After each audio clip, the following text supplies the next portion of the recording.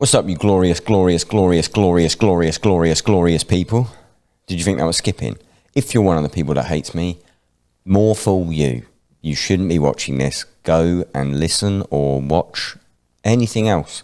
You could watch one of those videos of a horrific scene that you like so much, considering you don't like the Downbeat podcast. Trying to make this as annoying as possible, but as quick as possible. Also trying to do it with no edits. I'd really like to get better at this. So let's just get straight into it. I've got a lot of these to do, if I'm honest with you. I've got a ton. Before I talk to you about my guest, who is maybe the best drummer in the world, and his wisdom, let's run down the lovely people who support this podcast. Not by going to patreon.com/the Downbeat and giving us a quid. It's only a quid. You get early access to merch. You get episodes early. You might get some other perks. Not those people. Not the people that go to www.thedownbeat.at, so it spells Downbeat, and buy a t-shirt and support that way. Not those people. But the lovely people at Displate, who sponsor the Downbeat podcast. Displate make metal posters. Literally metal. The material, metal. What is there? There's wood. There's paper. There's, what's another material? Rock. And then there's metal. Metal's obviously the best one. Best music. Best thing to make posters with. No archaic paper fraying rubbish. No having to buy a frame, drilling holes in the wall. Displates mount on the wall with a magnet. I've got 1 million in the background of this podcast, in the background of this intro, in my drum room, in my bathroom.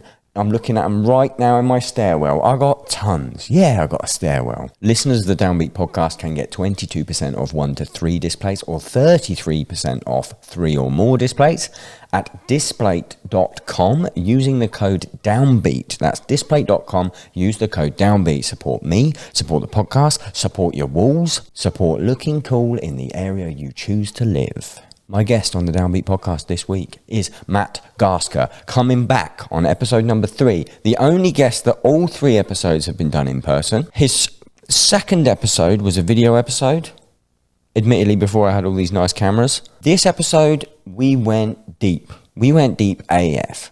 Drums, gym. I just scratched his brain and I just was just like, what is in this thing?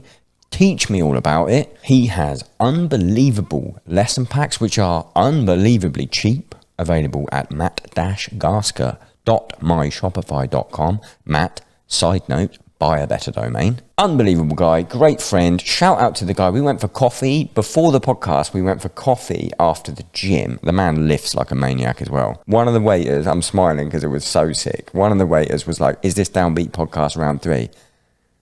Matt was impressed. I looked cool. It's Matt Garstka on the Downbeat podcast.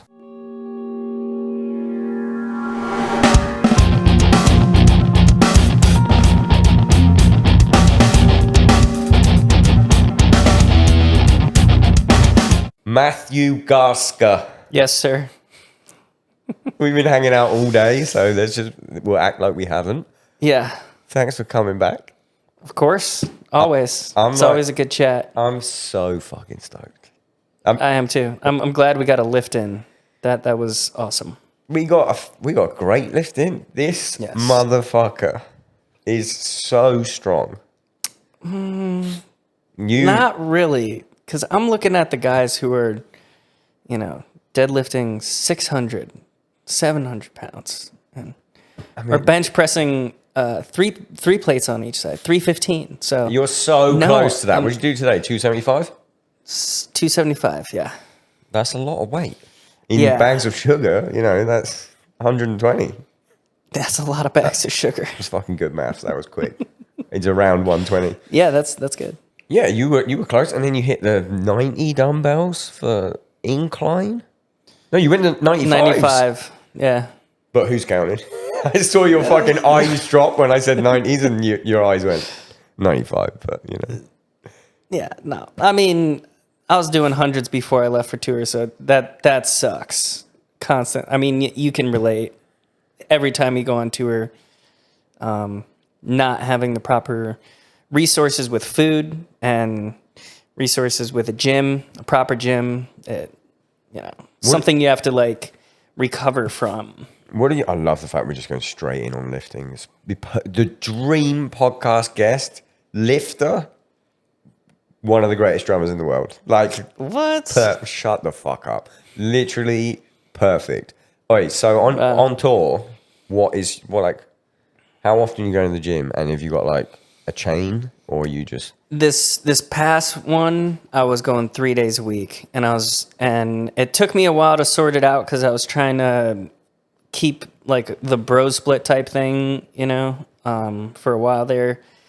But I ended up just going 3 days and being like, I was like a couple weeks in. It was a 7-week tour, so a couple weeks in, I was like, all right, hitting 3 days a week. I'm gonna hit full body each one of those days, Monday, Wednesday, Friday, and I'm going to hit it hard Monday and hit it hard Friday. And then Wednesday is going to be like I'm still hitting full body. I'm still hitting legs, hardly legs, because we've talked about this too. It's like double bass drumming with DOMs in your legs it's fucked. Impossible and not fun.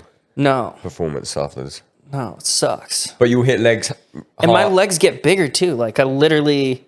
My rim shots, it's like now I have to raise my snare because...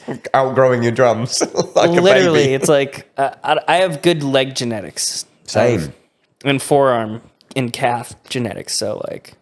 Drummer shit. You've got fucking... I was kind of bummed that you didn't have shorts on today. Not to be like super fucking... Sounds pretty... Yeah. pretty sus, my dude. Damn, I really wish you had shorts. Hey, you're the best drummer in the world. I wish you were wearing shorts. No, but like you had... There's a video of you like playing... I can see him right now. Your calves. Look at that. Yeah. I don't work them. I'm so jealous. I got no calves. And you know what it's like if you've got no calves... They ain't coming. Yeah, it sucks. I'm gonna get on the synthol. Just inject myself with oil. Don't do that. Do it. Yeah. That's the worst. Have you seen that guy that's got like it just put synthol? If anyone doesn't know, synthol is like an oil that idiots will inject into their muscles to make the muscle bigger. But I think it inflames it and like it permanently blows them up, but it also looks horrifying. It doesn't look like a muscle. Yeah, it looks like someone's photoshopped you in real life. Kill your flesh or something. I don't know what it does, but there's that guy. It's like the lip fillers for girls. It's like this is Monday you're going hard, Wednesday you're going hard. Basically, Monday, Friday. Monday and Friday I'm going hard, and then Wednesday, the middle days when I'm like, it's active recovery kind of. How long? But also like I'm in the gym, full body. Is a fucking long workout. It is. What's the split? Give me an hour and a half, 2 hours, something like that. And it doesn't. You're literally doing Monday, Wednesday, Friday. You're not doing. Oh, I have a day off here, so I'll do it. You're just sticking to it, even if there's a show day. Yeah, it's kind of fine. Some days, because like I'm not doing, 12 sets of arms and then 12 sets of.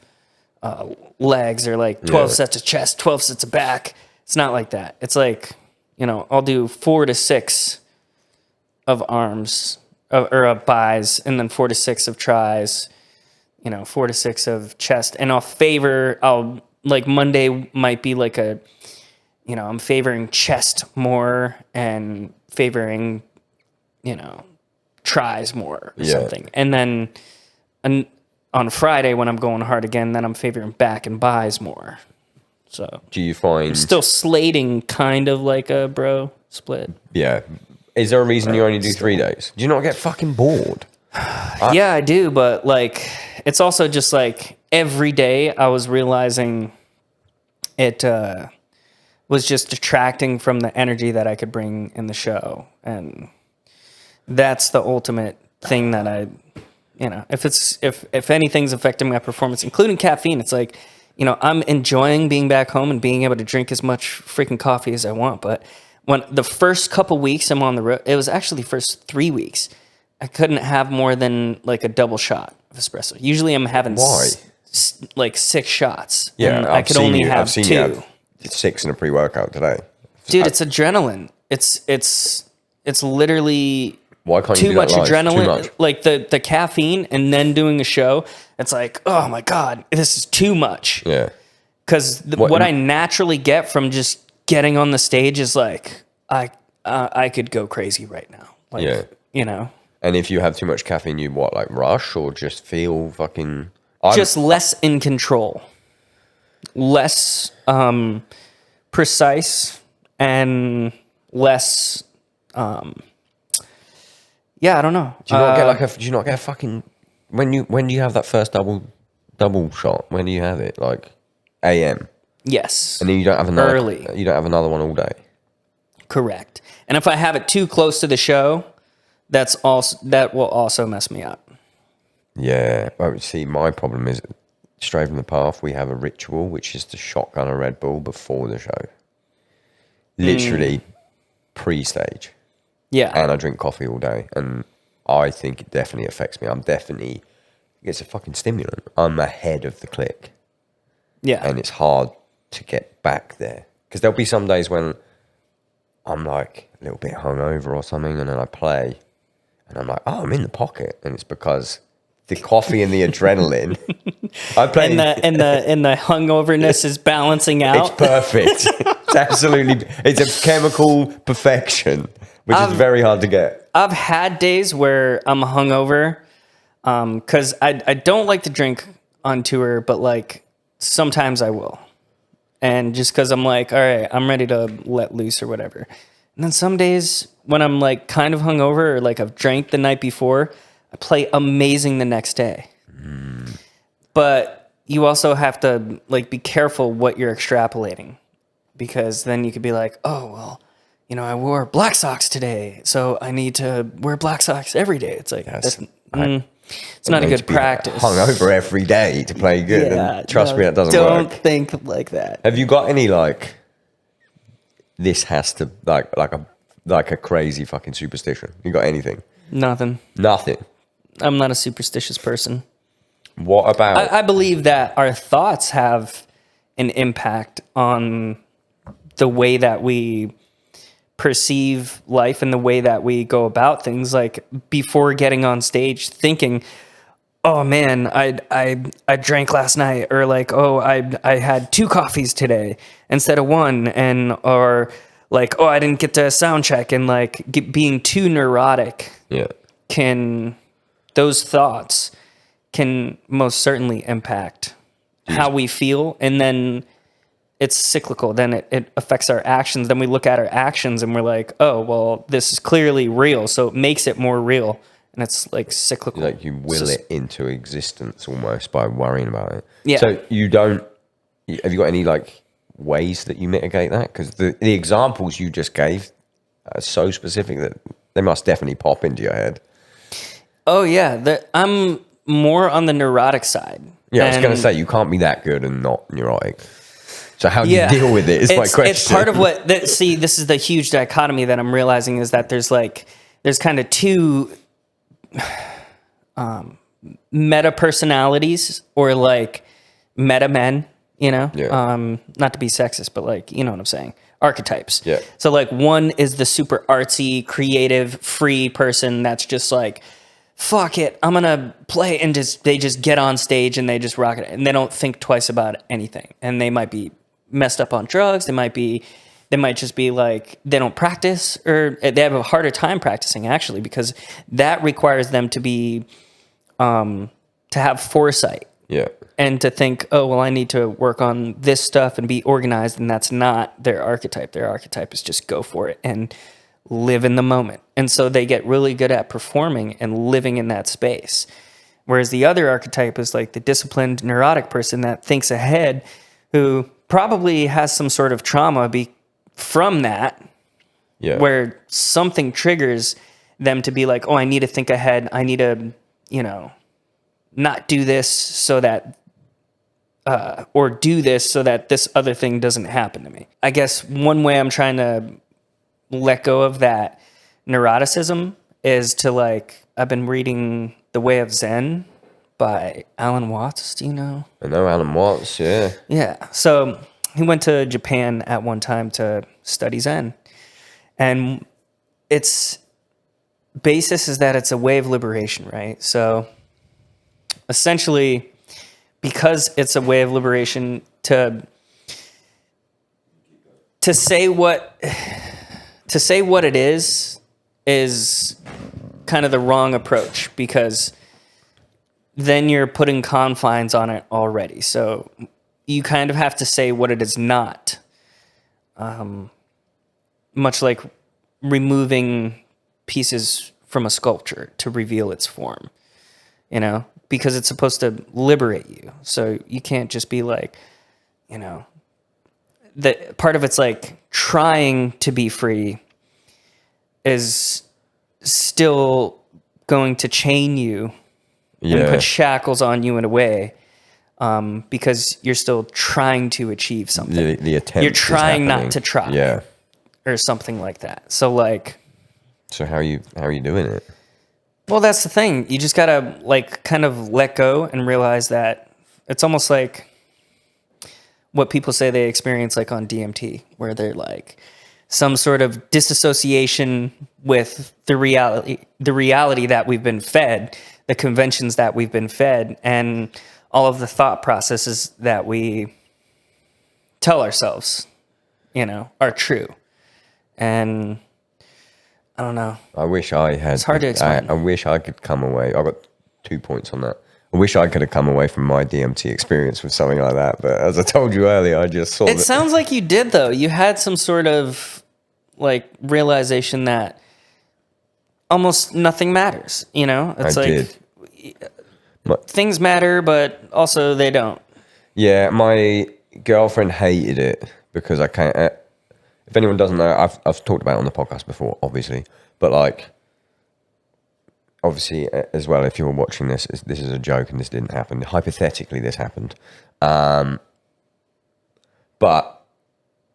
took DMT, the world peeled back. I was on the bandwagon, and everything was like N64 polygons, and everyone looked like they were in The Simpsons, and the saturation was turned up, and everything was crazy. And then it disappeared. And once it disappeared, it looked like someone had turned the saturation down on life for a bit. But I realized, I just saw what is behind all of this or something else. And now nothing matters. And I had a very chill, almost like what you're saying, like just go with the flow mentality. But it needs recharging. It's gone again now. But I did read a book. It's quite similar. If you haven't read it, it's real. It's not. I don't know if you're a big reader, but there's an audio book. But it's also really short. It's called The Inner Game of Tennis. You ever heard of that book? No. Whew, changed my fucking life performance-wise. You're gonna fucking love it. I'll buy it for you. My thing now. I'll get it. So I want to do it as a gift because my friend told me it, and now any one of my friends that I talk to that hasn't, I think will like it. Not because you need it, but like. I'd like to buy it as a gift and be like, there you go. It's fucking... That'd be very cool. It's called The Inner Game of Tennis. I can't remember who it's by, but it's basically... He was a tennis coach, and he was basically trying to teach people, and he was seeing that you could have like someone who is an extreme pro at tennis, and this was like in the 70s. You could have someone that's an extreme pro, you're playing and they're serving and they're absolutely incredible every single time. Then you could ask that same person, he did like a study, you could ask the same person who is a pro, what is it about your serve that makes it so good? Then they would explain to you what they think is making it so good. And then the next serve they did would be dog shit because they've started thinking about it. And the whole That's thing, part of the whole Zen thing, is that by articulating what something is in reality, we're actually minimizing it. We're putting it into speech because the reality is it's far more than that. It's everything. Yeah. You know, like everything in the universe has led up to this moment. So in a way, everything is, you know, being represented, or it has that level of complexity. Yeah. You know, the minute you in start the experience, like analyzing it, you start blowing it. So the whole thing was like, he was like, that's crazy. I'm going to start teaching people how to let go.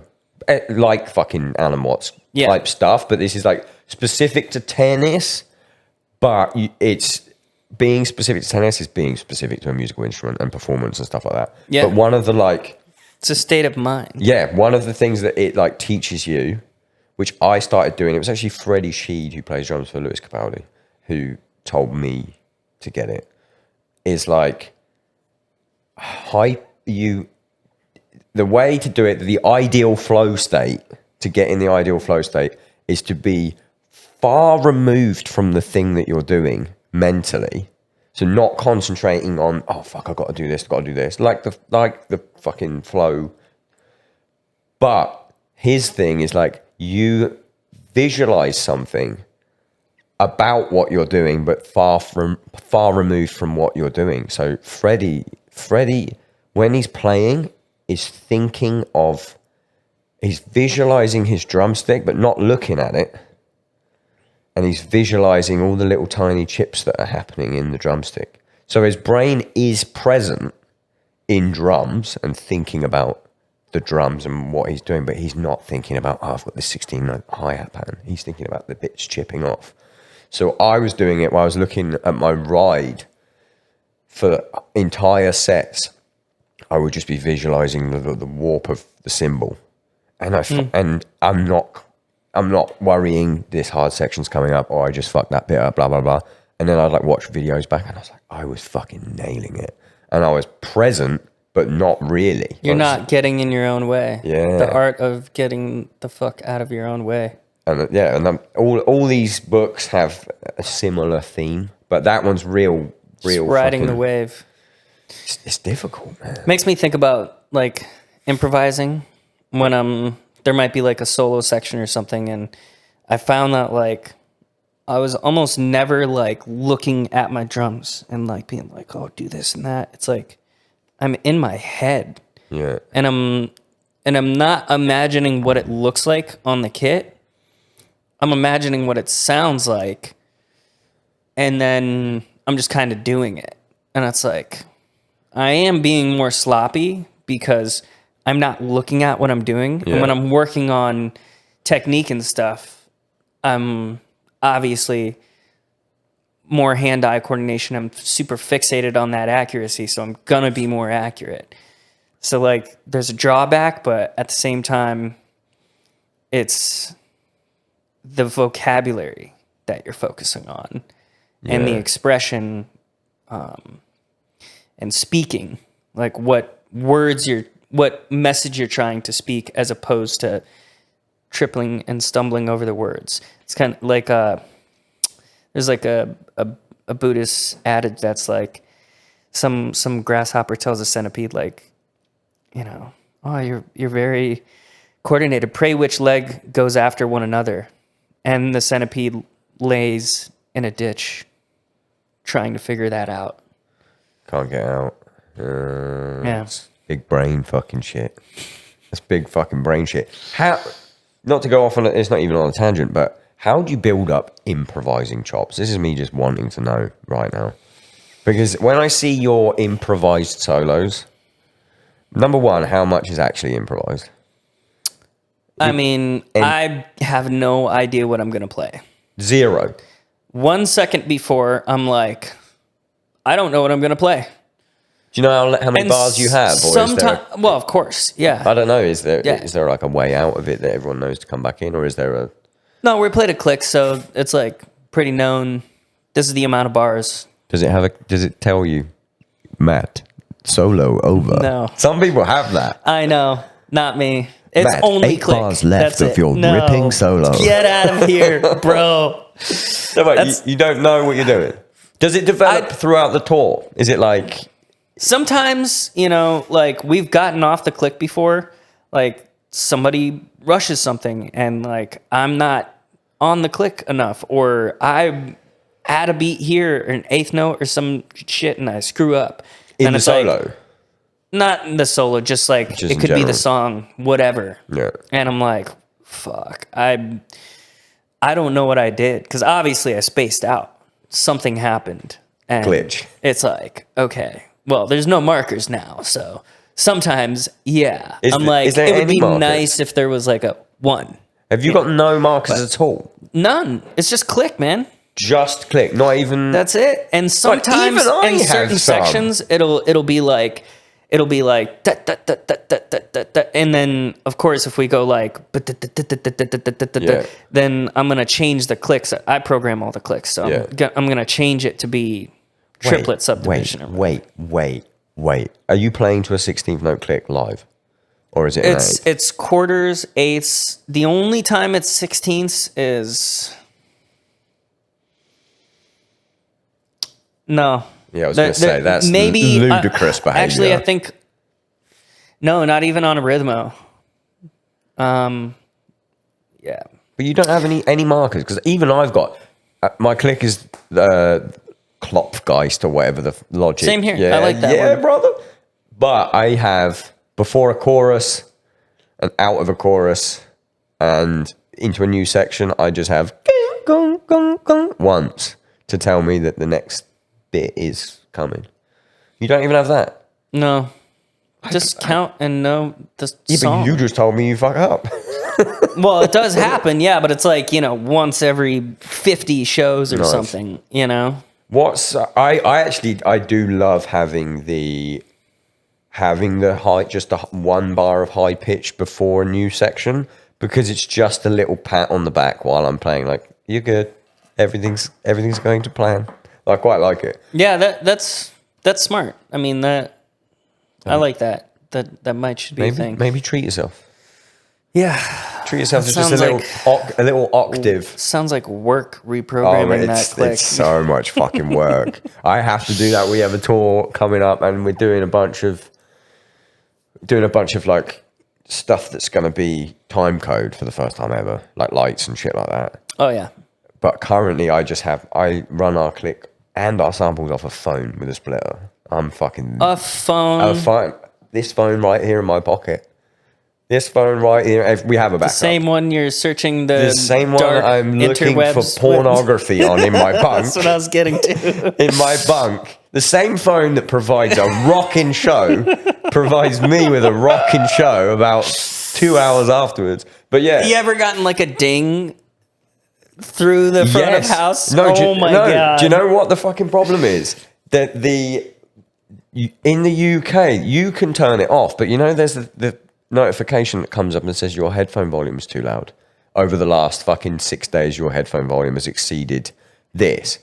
And in the UK, you can turn it off. You probably don't. You don't look like you know what I'm talking about. You guys are turning into bitches. I know exactly. You guys need.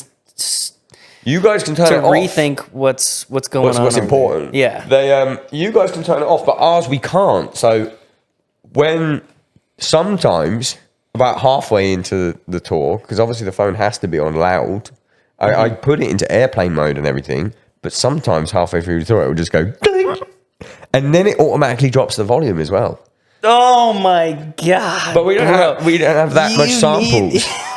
But yeah, Ronnie's been telling me like there's some. You need that freedom phone, man. That American phone. You need to get yourself. I need to not be using a fucking phone. That's also a 13-inch MacBook. Yeah, but now that seems like work. Oh, I've got to have a little desk, set it all up, do all that shit. Yeah. Do you have one Logic folder and that's the whole set, and then you just press the space bar and play along to it? Yes, and we have markers in the session where. We can, you learn the control and then directional arrow or whatever that gets you from one marker to another, and it's easy live. So wait, you do stop between songs? You don't just press play and go? Oh, that's cool, because I was expecting with this time code thing, I'm going to have to fucking press space bar and just hope for the best. No, the time code will, so every, we're running time code on this last tour, and it tells, like, you could start in the middle of the song and the time code will tell the lights exactly where it is in the song. You don't have to start it from the beginning. Oh, thank God. Because I was worrying about that. I was just like, I don't want to do that. What if something happens? What if we have to stop the show? It should be that way. There was one tour we did where one person was like, no, it's got to be from the beginning or something. Turns out it's bullshit. They're fucking talking absolute dog shit. Anyway, back on the fucking solo thing, because you didn't answer my question. Does it just come from nowhere?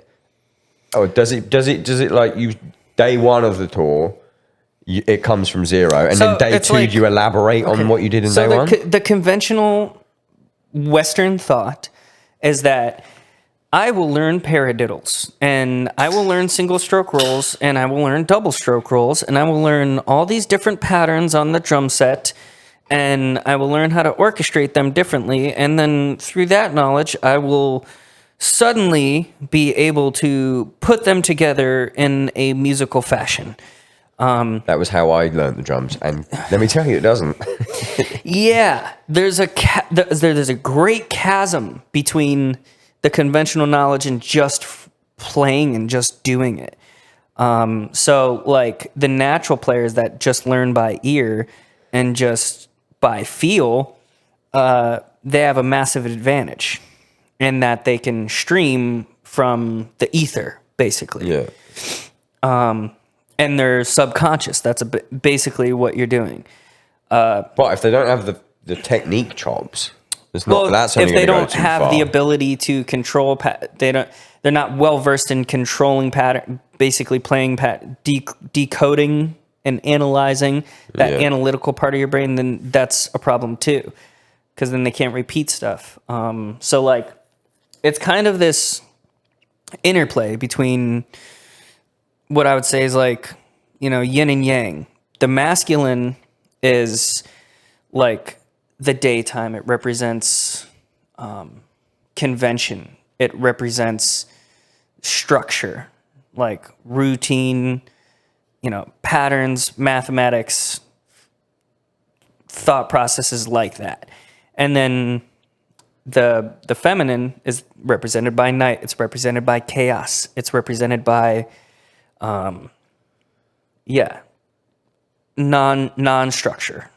And so like you need a bit of chaos in music. Like if everything was structure, then everything would be predictable. Basically, things would just they would be repeating patterns, and the whole, like, think about it arrangement wise. What's the bridge in a song? That's the part that almost washes your ear from the verses and choruses you've been hearing and makes it feel different coming back into that chorus than it felt coming from a verse. Or palate cleanser.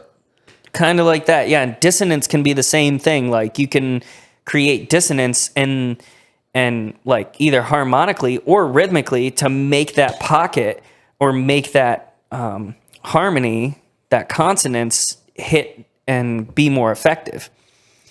So like, I don't know, when I'm improvising, it's really like, I used to think of patterns and I used to think of what I'm trying to say rhythmically, but now I'm also just thinking like,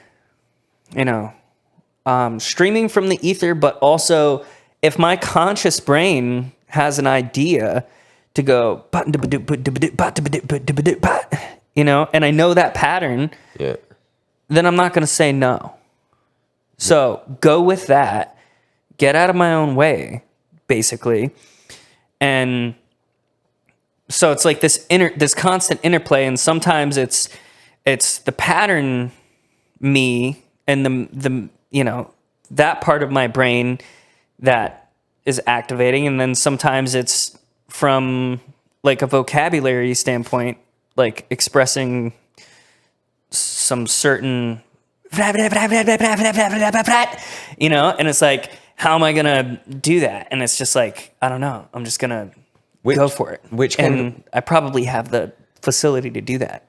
Which came first for you out of those two sides, though? Like, or did you always have that balance? Because for me, the way I was taught, and then the way, like you said, like your example was, I was just like, well, I was thinking I was smart. I was like, well, I'll just learn all of the rudiments, and that'll be me. That'll be it complete. I learned them all and was like, okay, but why is everything I do on one? Then I had to develop the vocabulary stuff, like did you hear it elsewhere. When was this that you were developing those patterns? Fucking ages. I'm talking like when I was 16 or whatever. 16. So you had heard music before that? Yeah. Okay. Well, then I would say then the part of us that is just streaming from the ether, what are we streaming from? We're streaming from all the music that we have within us that we've heard. And we're going to be shot at expressing it if we've never tried to do that before or never done it naturally. Like naturally, usually the music gets within us, we feel it, and then we try to express it, because we love it so much. And so for me, I was like, at a very young age, I was moved by music, like, my dad's blues rock reggae band and, David Lee Roth and Bob Marley. And like, that's like deep within my soul, but eventually, like, I was like, oh, I want to play this instrument. I like banging on these drums. And so I started getting taught how to play the drums conventionally. So like, I had this expression within me. I think we all do. It's just learning the discipline of it. Or there's natural people that they just express it naturally. But I kind of think there's a marriage that makes you a super master. You can't be a master without having some sort of discipline, repetitiousness, some sort of obsessive, compulsory getting the reps quality. Yeah. And also, like, for me, a master is not just someone who's technically learned all this stuff and they can play anything Dave Weckl can play. They learned Dave Weckl, and they, like a 12-year-old that learns, some Asian 12-year-old that learns Dave Weckl. One of your songs. One of my songs. That happens a lot. And it's like, is this a master? And it's like, no. Why? Is it because of their age? Not exactly. No, it's because you got beef with kid drummers. No, but I kind of got beef with kid drummers. Well, I think they should. It takes. Obviously, they're trying to do it, and they have the commitment to learn something very difficult. But I think at the same time, you're not looking at what makes Dave Weckl so freaking great. It's because he had created his own style and his own way. And otherwise, if he was just some carbon copy of someone else, we'd be talking about someone else. You know? So like, I think in society there's like, oh, well, I can do this thing, so I am that. But it's like, when we're talking about something creative, it's like, no, there's a level of pioneering and a level of individual thought and taste and curating that which is we need to consider. Above master. So there's master and then there's creator. For me, a master has to have that creative element. Like, there's guys, I'm not going to name them, but there's guys who are technically very proficient. I'm going to name them. When I listen to them, I do not hear a character. I do not hear like an individual voice, and I'm not moved. And it's very clean playing. The patterns are there. The discipline is there. The precision is there, but the individuality and there's like got to be a certain grit, there's like, it's like, I don't know. I know exactly what human quality what or something that I like. Not necessarily sloppiness, but like just at some point you become, if you're just learning. I mean, I'm biased because I've never learned someone else's song in my life, unless I was getting paid for it. Like when I joined Stray, there was a previous drummer, like however long ago it was, fucking 7 years ago now. There was a previous drummer, but I was getting paid to learn his parts, so I learned his parts. But I've never been I liken it to like, when people build ships inside a bottle. Yeah. Not for me, right? I'm not doing that. That's but so like, hyper specific. But no, but like learning a cover note for note. Yeah. I'd rather put a fucking ship in a bottle. Like, it's the same thing. I'm reading the instructions Yeah. of how to put the ship in the bottle, and all I'm doing is this, and eventually I've got the ship in the bottle from the front cover of the thing. That's how I view a drum cover. Personally, Yeah. you're doing it To note be for honest, note. I'm the same way. And But you're better than watch me. my transcription sales plummet because No. it's like, well, Matt Garstka doesn't learn anyone else's stuff note for note, so why would I learn it? Here's what I'll say too, though. Yeah, get those sales in now. I'm sorry. You know what I'm saying? It's all business brain. Here's what I'll also say though. There's something. Oh, I'd be stealing licks. Don't get me wrong about that. I'll be stealing some licks. Anyway, carry on. There's like something to learning still music and a player's expression. You know, I think it's like, because I learned out of a lot of books, and I think technically it helped me so much, and creatively too, to be able to analyze things and break them down so that I could then kind of have my own style. But like, I do think that it's actually really good to, you know, learn whatever it's repertoire, right? So learn whatever players like groove. It might be like Sissy Strut groove or something like that. Did learn that one. 777 93 11, you know. Fucking tune. Scream my D, please. Yeah. I do think that's important because then we're grounding ourselves in music. So, but I also just listened to music and absorbed it by osmosis, I think. And then I was also developing technical stuff, and to such a high degree that I was able to kind of counterbalance those two things. So you could figure out from listening, because you'd done the technical stuff, you could go, oh, I like that. Oh, that's what that is. Yeah. Do you think eventually, like, yeah, there's things that I would try to figure out by ear, and I couldn't until I started learning these patterns, and then all of a sudden, that's what I was going to get to. So easy to hear. It was, you know what, the like lifting the veil moment for me was, and it probably was for you, but it was probably when you were like fucking 4 or something. But like, it was groups of 3, but not in 3 time. So like groups of 3 over the bar, groups of 5, groups of 7. The minute I learned You're talking about those groups of 3 and 16th notes as opposed to groups of triplets. 3 and triplets. Yeah. The minute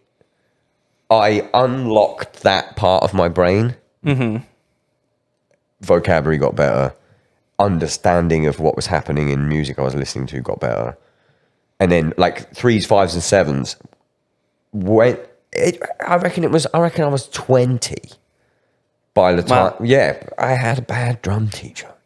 And then I went to music school, fucking blagged my way into music school when I was like 20. And it was like lesson fucking 3 or something, like it should be. And then I was like, wait a minute, these triplets are straight. And then it was like, it fucking unlocked the most insane part of my brain.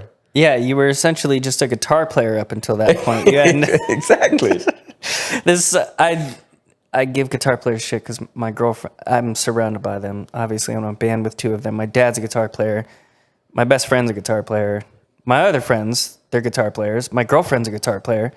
And like, so like, yeah. Do you want to see? She'll be like, oh, I was playing different, you know, I was playing in different. How's using your legs? Different groupings or something like that. And I'm like, no, you weren't. You were playing different subdivisions, which is not necessarily different groupings. Yeah. Well, do you know how much constant? How much beef that I give to guitar players? This artwork right here looks like a burning church. Look really closely there. I don't have my glasses. It says guitar shop. Oh. Just a little secret joke there. If you're just listening to the audio of this, fuck you, because this cost me £4,000. But the Downbeat t-shirt, which is now a lovely display with the burning church on it, it's actually not a burning church. It's a guitar shop. Guitar I love shop. guitars. It was just a little joke. I feel like I'm a guitar player at heart, but yeah, I'm still. Can you play any other instrument? Yeah. I can play keys and bass and guitar, but like not enough to play a gig. Not to write mastering time for the guitar. Actually, I am working on that. Oh no! What? Okay, so Come on. Talk me. I am, because I wanna help guitar players improve their time. So like This motherfucker. I wanna basically like I figured out the notation for like thumps and stuff, because like with animals it's like, you know, a bunch of these riffs like I've basically come up with, and it's just because I have phrases that have numbers attached to them, they're sequences. So it's like, you know. Wait, explain this like I'm 5, because I am fucking 5. Okay, so I could essentially be like, okay, here's a cool way to break up 4/4, you know, 16th notes and one measure of 4, right? The 16th notes, we'll do 3-5-5-3, you know. And then we could do 5-3-3-5, you know. I can hear toasting. And so like then we do 5-3-3-5, and then, you know, you can sandwich those next to each other, and then that's, you know, I don't know. There's this whole rabbit hole you can start to go down, and then you start using different groupings and triplets. And so there's like a thump section that I already basically have written. What do you mean thump? Thump, like the technique. Oh, is that what it's called? Yeah, when he's like using his thumb. And it's super attacky. I didn't know what it was called. It's actually Okay. a bass technique that Wooten came up with.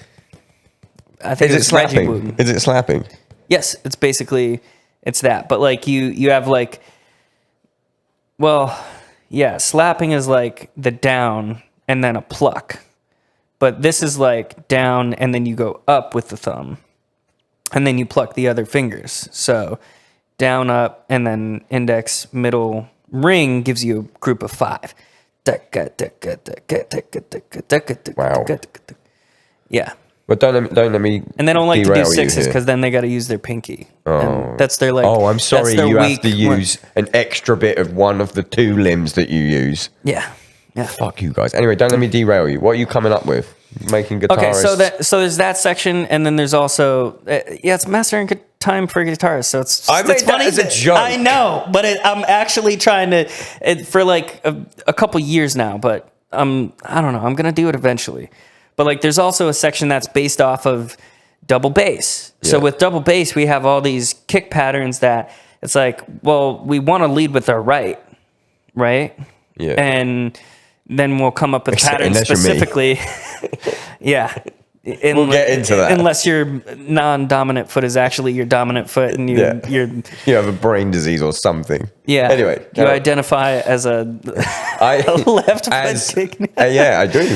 I changed. You're a left foot kick player, but you identify as a right kick player. So Yeah, that's I what know. it'd It's be, right? bad for me. Yeah. But anyways, I'm not even going to go next. we're getting dangerous territory. Continue.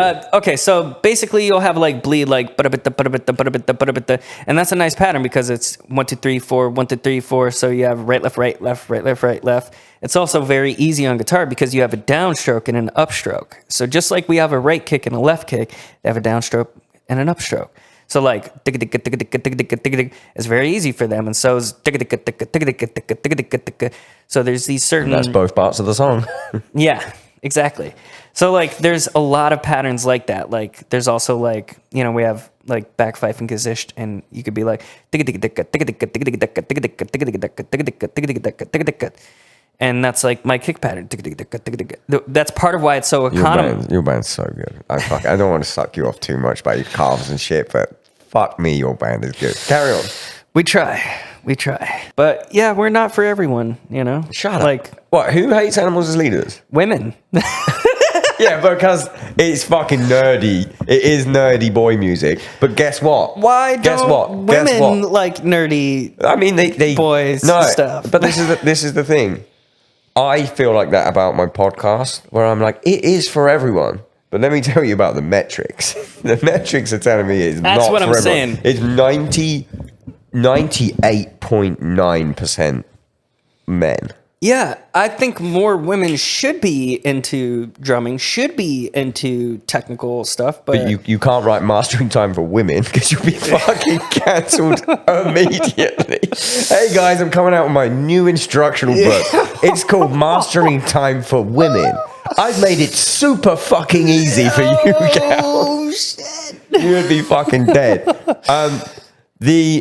Right, I want to get onto the fucking, because I literally just broke in and was just like, your band's really fucking good. But what I was actually thinking of the other day is like, you have changed musicians and musicianship and all that shit, because the bar is now you guys. Whereas you came out and it was like, okay, this is fucking outlier behavior. And you still are, obviously, because you're still killing it. But the whole bar is fucking raised. Like, how many, like a shitty metalcore band in 2003, their breakdown would have been digga-digga-dun, dun-dun-dun-dun. And now a shitty metalcore band's breakdown is groups of five, like relatively big brain shit. Yeah. Where's the ceiling? Where's it going next? Well, I mean, they've just figured out quintuplets as well, so you're fucked. Because that was the other thing where it was just like, oh, these bands are like copying Animals as leaders, but they haven't figured out that you can play five as well, and now they are. Who? Just like quintuplets, or are you talking about groups of five? Because that's different. So groups of five is what everyone caught on to. Yeah. And now everyone's doing groups of five. Mm-hmm. And for a while, they couldn't figure out, because Animals does it a lot, where you will be in groups of five and then you switch to quintuplets. So it's as if there's a couple times. It happens. Yeah. Tell me it happens. Okay, good. It happens. Fucking brain dance. There we go. I'm a fucking pro. I'm a fan and a podcaster. Right. So, all right. The fake big brains, let's call them smooth brains. Right? They figured out the fives, but then brain dance fucked them up, because they were like, I don't know what's fucking happening here. But now they're learning the quintuplets. What's next? I think that's good. Oh, it's great. I'm playing it off like it's bad, but I'm to me, I think we should be progressing, and there's Serbian wedding music that's in 11 and 17. That's different from the film. Yeah, no, that's not. I haven't seen it, but I've heard about it. I've seen it. I'll Die on This Hill. It's a good horror film. In that I'm not a horror guy, though. It's horrifying. Anyway, my brain is horrifying enough. There's hopefully not with the same content as the movie. There's Serbian wedding music in what? 17. And that's normal for them. 17, they dance 16 to it. Or 17-8? 17-16, my G. Oh, yeah, and they dance to it. 17-16? Yes, and they dance to it. And 11 as well. So Fuck that. It depends on how it's broken up, How are you making 17-16 groove? Ask the Serbians. But not the movie. Not the film. No. So I don't know. I think part of this is social, and I think, to a degree, we have to open our minds and be more receptive to listening actively and wanting to expand our minds and not just listening to music passively. I think the passive listening to pop music and the radio is a huge, because most of the radio is passive. It's just on. Smooth brain shit. It's in the background. It's background music when you're studying or doing stuff. It's like, that's not the way I experience it. When I put music on, like, I listen to it. I'm a captive audience. And when people are trying to show me music and they're talking over it, I'm like, yo, what are you, shh. Let me listen. What are you doing? Like, are you trying to show me this music? Well, then shut the fuck up. So wait, are you like allocating listening time? Or you just mean when you like, I'm going to listen to this record, you will just sit and listen to it? Like art too. It's like, don't look around here for art. We're in an Airbnb. Oh, well, if let's say it just up on the walls and it's just like super passive or something. Art, yeah. So like, I'm not really experiencing it at a glance. But you can't, yeah, exactly. But can you look at that and analyze it and sit there and have it like resonate. Resonate. Yeah. Do something to you. I think that those are the great artists, the great painters that we talk about. It's funny you say that because 2 days before this coming here, I went to an art gallery in Scotland. I haven't been to an art gallery since you would go like at school. And at school, I was too busy thinking about smoking weed. So like I didn't care, but I went, and it's in Scotland, and it has the Salvador Dali crucifixion painting where it's like Christ above the earth, and it's like in its own room. The room is dark. I don't think I've seen that one. Oh, bro, it's fucking sick. Simon, can we pop that up there? And I'll get it up for you right now. Yeah. Or just search for it while I'm talking. So it's in its own room, and the room has like mood lighting. And I went in, and it was just like my fucking asshole started tingling. Like, I don't know what. It was like almost, when something freaks you out. Like if I see this is weird. If I see like a fucking centipede, like even when you said the word centipede earlier, my asshole started tingling. Like closed up, like don't go in here. But it was that same feeling, and it was like awe. I was like, I got chills, and I was just looking at this fucking painting. Have you got it? I think so. It's like, no, it's not that. I'm gonna get it. I'll get it up for you. Simon's already hopefully put the right one up in Dali Christ. It's called Christ of Saint John of the Cross. It's a pretty fucking crazy name. It's this. What? Yeah. Have you got it? I think I have it now. Let me see. Just check that you've got it. You've got the right guy. That's the guy. And it's huge, right? And it's in its own darkened room with a nice frame. And it did something to me. And I was like, oh, I'm an art guy. Then you're like thinking about the history and thinking about when he painted it and all this stuff and what's going through his head and how on earth this man had never seen a suspended Christ above the earth. And that came from his brain. Creativity. So we were kind of talking about, groups of five and all this kind of technical stuff in music. And I think that's good, but there's also a spirit to art that we have to imbue. Our humanity is not just zeros and ones. Our spirit it's the part of you that transcends an algorithm. Should be, right? Yeah. And when you look at a piece like that, it's like Salvador Dali has some trippy stuff. And if he were just a technical painter and only thought in those, he would paint apples and he would paint landscapes. Yeah. And, he wouldn't be painting melting stuff. Clocks and shit. All sorts of weird stuff. And I feel like you're the Salvador Dali of the drum world, my friend. Whoa. Get yourself a little moustache. I think I can be trippier, though. You think you can be trippier than Salvador Dali? I mean, you're already fairly fucking trippier. Trippier than what I am right now. I'm surprised you're not wearing tie-dye. I'm trying to open myself up to not being bound by technical and convention. How are you doing that? And trying to understand my own playing before I play something. I'm just trying to open myself up to allowing myself to play and jam more and just freely express and not question and analyze. Because when you get really good at that, it becomes compulsory. And you want to do that. Technically analyze stuff all the time. And there's no ceiling because you'll never play it completely perfect. So it's like diminishing returns at some point with like straight fucking, I'm just trying to get really good at this rigid section of music. Yeah, you can come pretty dang close.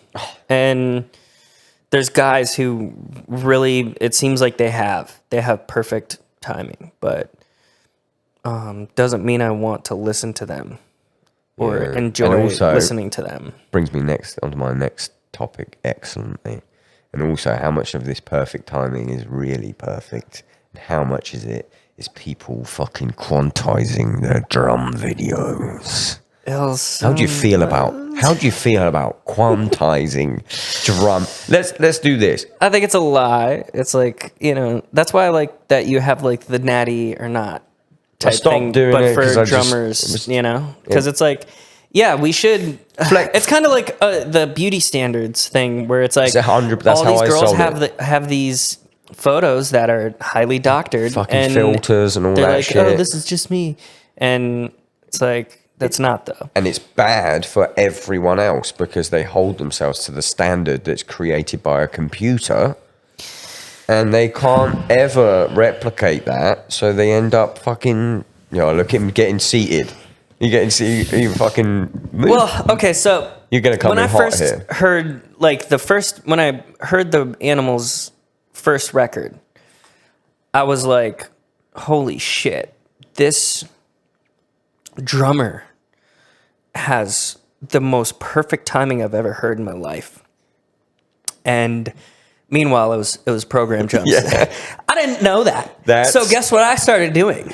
I started drilling stuff like to be perfect. Like just like 2 hands, 2 feet, 4 hands, 4 feet, like just different patterns. And like, all sorts of different patterns, just trying to get absolutely as perfect as I could. So in a way, that naivety brought me fruit. Close It to being the bore machine. fruit. Yeah. But at the same time, I think it's disingenuous for people to post videos and edit and sample, especially video, like audio. Yeah. There is albums have always, not always, but since the 90s or the early 2000s, but it's got to be perfect, whatever. The average consumer that only hears radio songs or even dance songs, they don't know it, but they are programmed to hearing perfect metronomic time. So if you don't edit on a record, people will think the record is worse than it actually is because it's real. Meanwhile, the records from the 80s, 70s, 80s, and 90s sound great with natural feel and no click. So it's like, okay, this is patently false. We've just been, for whatever reason, conned into, because it's easier for the producers and workflow that's for them exactly to replace stuff is, later on. That's basically what it is. But if I could have it my way, it's like, I don't want any samples on my shit. Don't put samples on my shit. I don't want it edited in the sense that I'm making micro edits. It's like, yes, I'll do a comp where I play through the song 10 times and I might use the verse from, the second time I played through and then the chorus from the third time. And maybe it's like, here's these 2 measures that I grab. Like, basically I want it to feel as perfect as it can feel. It doesn't always look perfect. That's what editors and fucking producers and even like drummers, when they're recording themselves, it doesn't look nice on the grid. So then they start going, well, I'll just nudge this one. And but now this one's out. No, I'll just nudge this one. And then it ends up, you've got a flat performance. The way that we're perceiving time is not actually grid-based.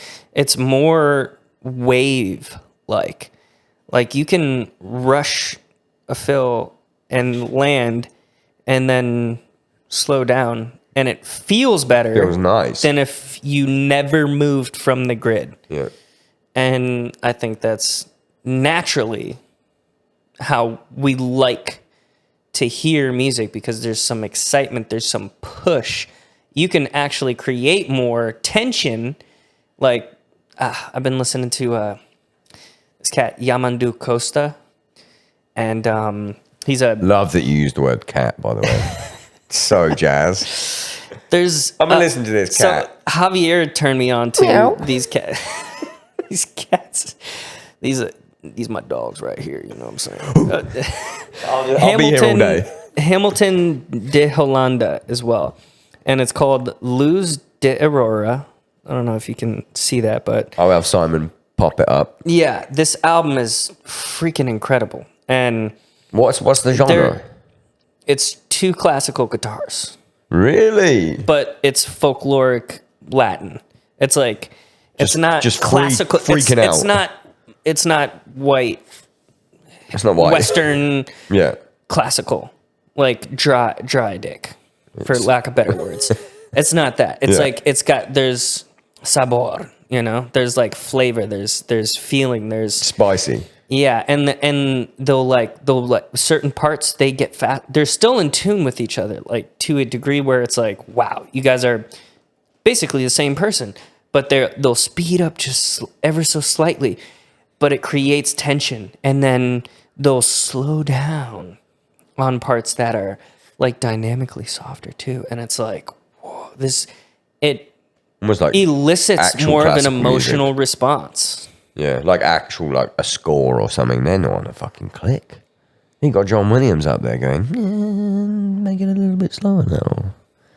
Kind of sick. I feel like that might, like that. I feel like that might be what separates animals, even when people are like, animals the band, not meow and dogs.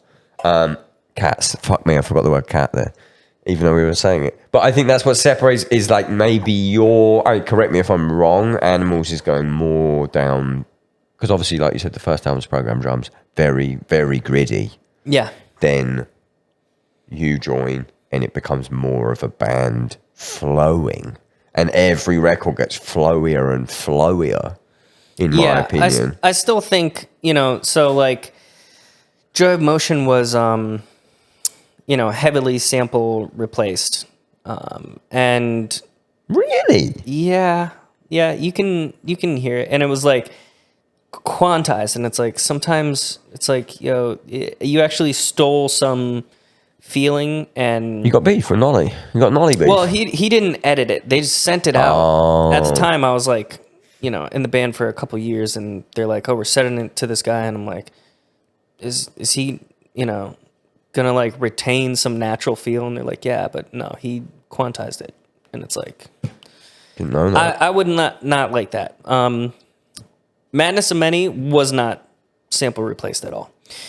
I did comp it and edited it myself. And then the newest one, obviously the live one is live. There's no edits. But like the newest one, it was edited, but like I was there throughout the process, and I was more than any other project like, okay, we'll get this more to the grid. But like I was also like, doing it with Nick, who's Nick Morzov, who was doing it with Javier, and I was like, don't edit that, just leave that. Like basically that was like I wanted more stuff left alone, but they ended up sample replacing a bunch of stuff too, and it's like that's why I do the playthroughs, because I want 100% live, unquantized, unsampled drums. That this is how I think the record should sound. The only time that I noticed,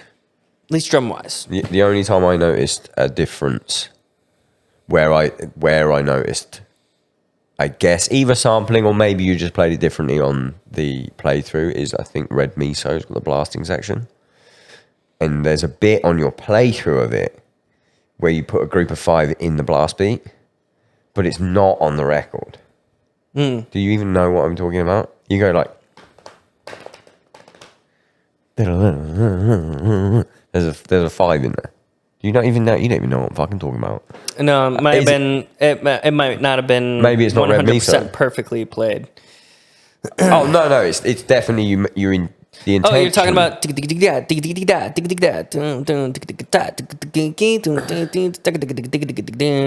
talking about microaggressions. No, I don't think I am. Is there a blast in Red Miso? Before it goes bam, is that Red Miso? Yes. Yeah, the blast before that on the playthrough, there is like a group of 5. Maybe I think the left hand is playing a group of 5 in the blast beat. It's doing something. That would be 4. No, it's not. It's a weird. Watch your fucking video back, bro. You are doing an odd group in the fucking left hand while a blast beat's happening. And I don't know if maybe you did it by accident, but it's not on the record, but it's fucking sick. Yeah. Well, some dynamics get like kind of messed with. Yeah, that made me think when there's maybe that there was degree some of sampling. Yeah, maybe there was some sampling And that got rid that's of it. one thing I really don't like is like, you know, yeah, I'm going like, I'm going like, so there's like my right hand's going like on that little stack, and I want that to be heard, but like it's not heard as much on the record, and the difference between, I don't know, left hand stuff is different as well, obviously. I mean, it was a compliment, but it's when I noticed that maybe there's a little bit of sampling on the record. Every record has a bit of sampling. The last Stray record, we actually got away. There's only 2 sections where the snare has been sampled, and it was just where it was a slower section. And we wanted a beefier snare, so we put like a fucking extra snare underneath the snare. But that's the first Stray record that's had almost no sampling. But let me fucking my shit's nowhere near as hard as yours. But it was just... Also, I tracked it with a broken back. That was difficult. But like, I had to do it. It was punch. You got a backiotomy. It was punch in central because we were trying to not use samples, and it fucking murdered me because it was just like I'd streamed the whole thing on Twitch because I wanted people to see the recording process, and people fucking roasted me because they're used to watching these quantized sample replace drum playthrough videos where they think that guy just played a whole Whitechapel song and it sounded like the record. And that's because the guy didn't play the fucking song like the record, and it's all fixed and it's all fucking edited. So when I'm punching in, like... And it's also a different process. Like, you know, when do you write the song and then you track it? Like, how long do you have to, like, drill the song? It's, you know, it's not a crazy amount of time. No, not at all. Some of the songs, the Stray songs we wrote in the studio, and I'm tracking in 5 days after that. So it's like, I don't know the song, but like trying to do no samples I was doing maybe 8 bars at a time for a lot of it. Yeah. And people were roasting me in the chat like, oh, this guy's bad at the drums. He has to keep stopping. And it's because of this fucking fake beauty aesthetic.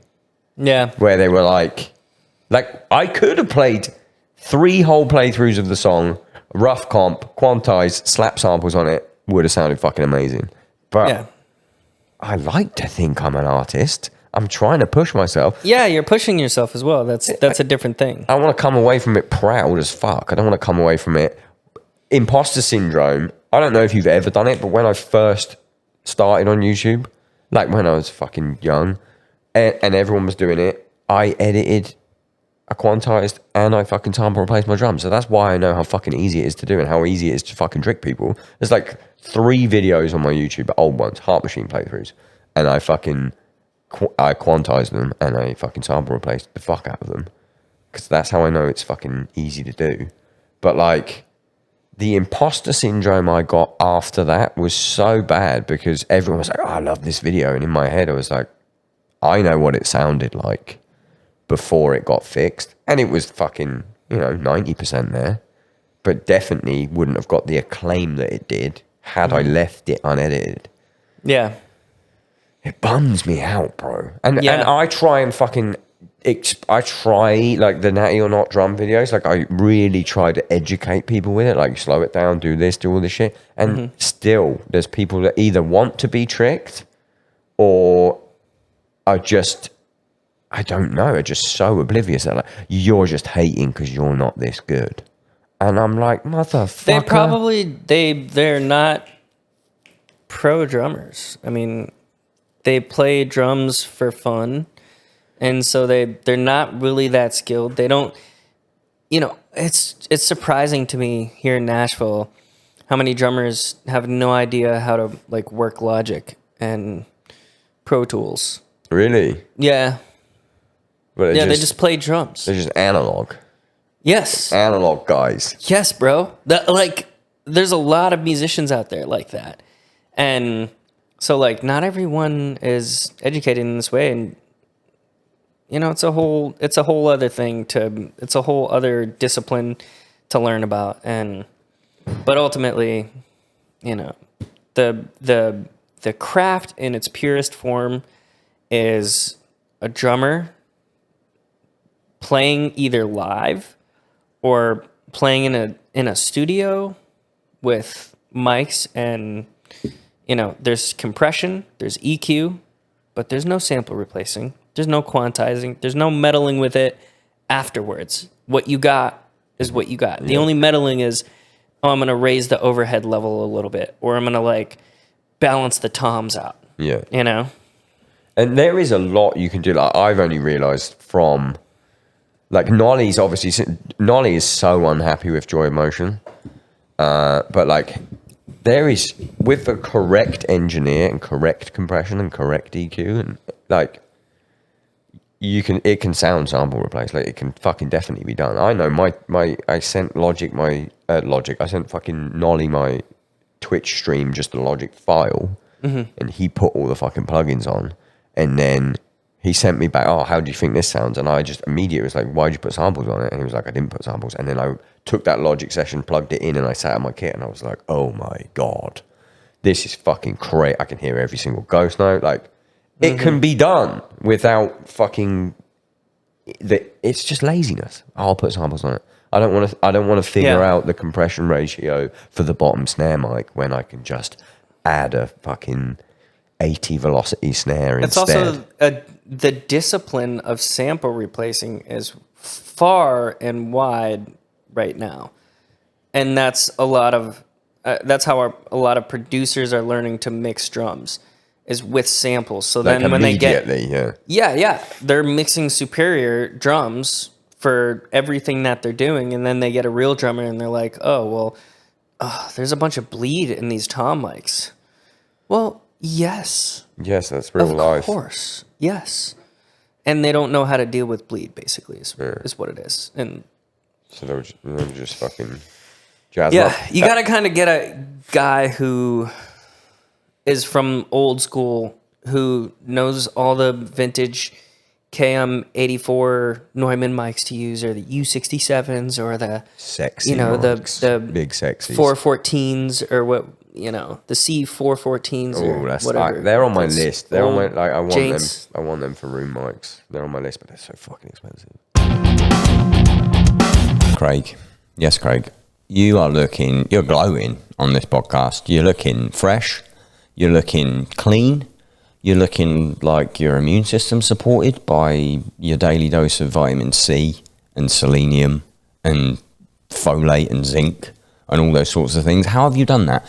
Well, it's from our newest sponsor, Athletic Greens. I take 1 scoop of AG1 by Athletic Greens every day of my life. It is a concentrated blend of 75 different ingredients, minerals. It's got vitamins, it's got stress adaptogen extracts, it's got probiotics and prebiotics. I take 1 scoop of it every morning, 250 milliliters of water. Side note, it low-key forces me to have a cup of water in the morning, but it tastes great. Tastes way better than normal boring water. It makes me feel good. If I don't take it, I notice, this sounds like an insane plug, but I'm actually serious. I wouldn't have said yes to the plug otherwise. If I don't take it, I notice it. Not immediately, maybe like 2 or 3 days later, I sort of notice feeling a little bit sluggish. Maybe my bowel movements aren't so great. I also take the travel packs with me on tour. It saves a lot of hassle with customs, a lot of hassle with a million different pills, and the people at the airport are like, what are these? Because you definitely look like you take drugs. I just show them the pack now. I don't even have to, but imagine this is a hypothetical thing. They look at the box. That looks branded, but not in that weird way that weed does branding. Look at the box, bish bash bosh, away you go. I love the fact that it gets delivered straight to my door. No faffing around at GNC or any of those places. First time I took it, forgot to have a coffee. Now guess what? I have a coffee later in the morning. I have my AG1 first, and then I do all my business. If you're looking for an easier way to take supplements, Athletic Greens is giving you a free 1-year supply of vitamin D and K2 and 5 free travel packs with your first purchase. Go to athleticgreens.com/the downbeat. That's athleticgreens.com/the downbeat. Check it out.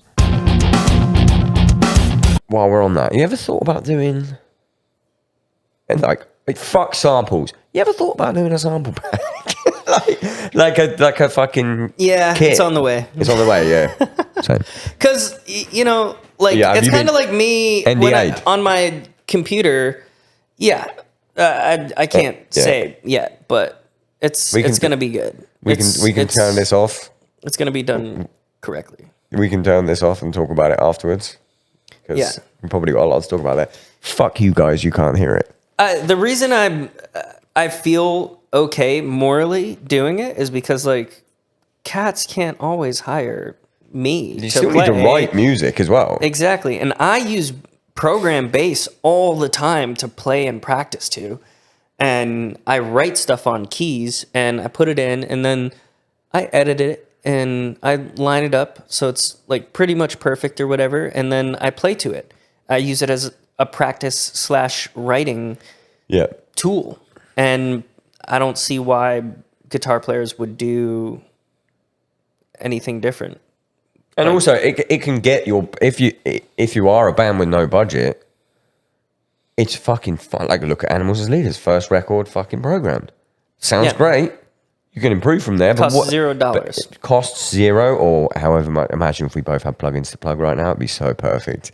Costs $1.99 for fucking use code Downbeat.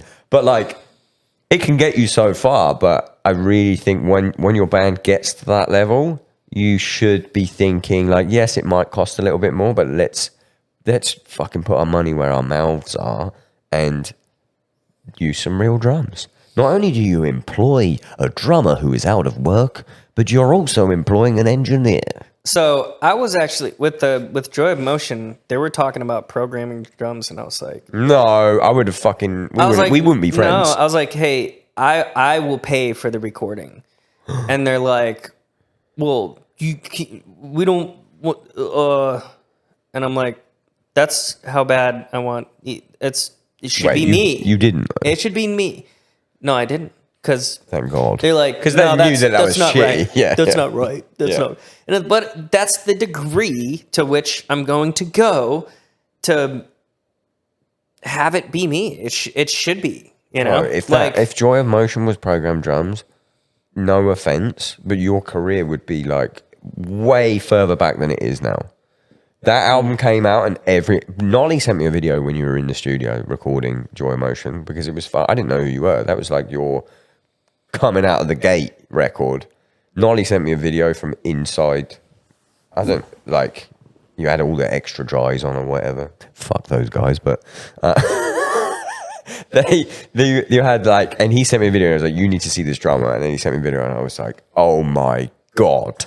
I don't even remember what part it was. But if that had been programmed drums, you'd have been waiting until... Was Madness and Many after that? Yeah, 2016. And you by 2016, you were a fucking household name in drumming. And that when you would have been set back... When was Joy Motion? 2014. Yeah, they set you back 2 years, bro. Yeah. Well... Thank God you kicked up a fucking stink. Yeah. No, that first record was a difficult one to come to a compromise on. Yeah, you know? Do you not like it? Nolly doesn't like the mix. Everyone I've spoke to is kind of just a bit weird about it. I love it.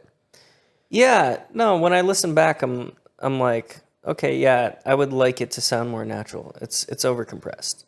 You know what I really hoped was going to happen, but I understand not. When it was I guess it'll be 15 years from the self-titled? Or was it 10? 2009 was the self-titled, wasn't it? It was fucking ages ago. Yeah, so when it was 10 years, I was hoping to God. I mean, you did the live album, which is cool, but I was hoping to God, like a retracked one with you playing drums. I'd suck someone's fucking dick clean off their body. Line up Tosin, line up Javier. I'll do them both to get that. That would be required because they would have to retrack their guitars because we don't have the stems from that record. We have like I'm good. I'm good. I'll be there all day. Synth, but like everything would have to be retracked. But the fact for now it's just live. I love live. it. I love the live record. That's how actually I found out about Ronnie because I think I posted. Ronnie does Sound for Straight now. I shout out Ronnie Young. I heard the live record, and I was super stoked to hear you on because I hadn't seen you play with Animals. I don't think to hear you on like Tempting Time and shit like that. Yeah. And then I put it on and I went, oh, like a literally beaming smile. I was like, this is unedited. This is a live album. This is. And then the mix was fucking sick, like nice live mix.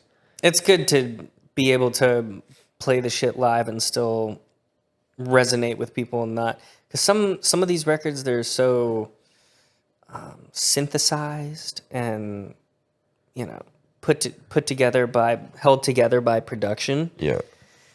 And, you know, false fronts that you go to hear them live and you're like, yeah, no, that doesn't. No, that's not right. Yeah.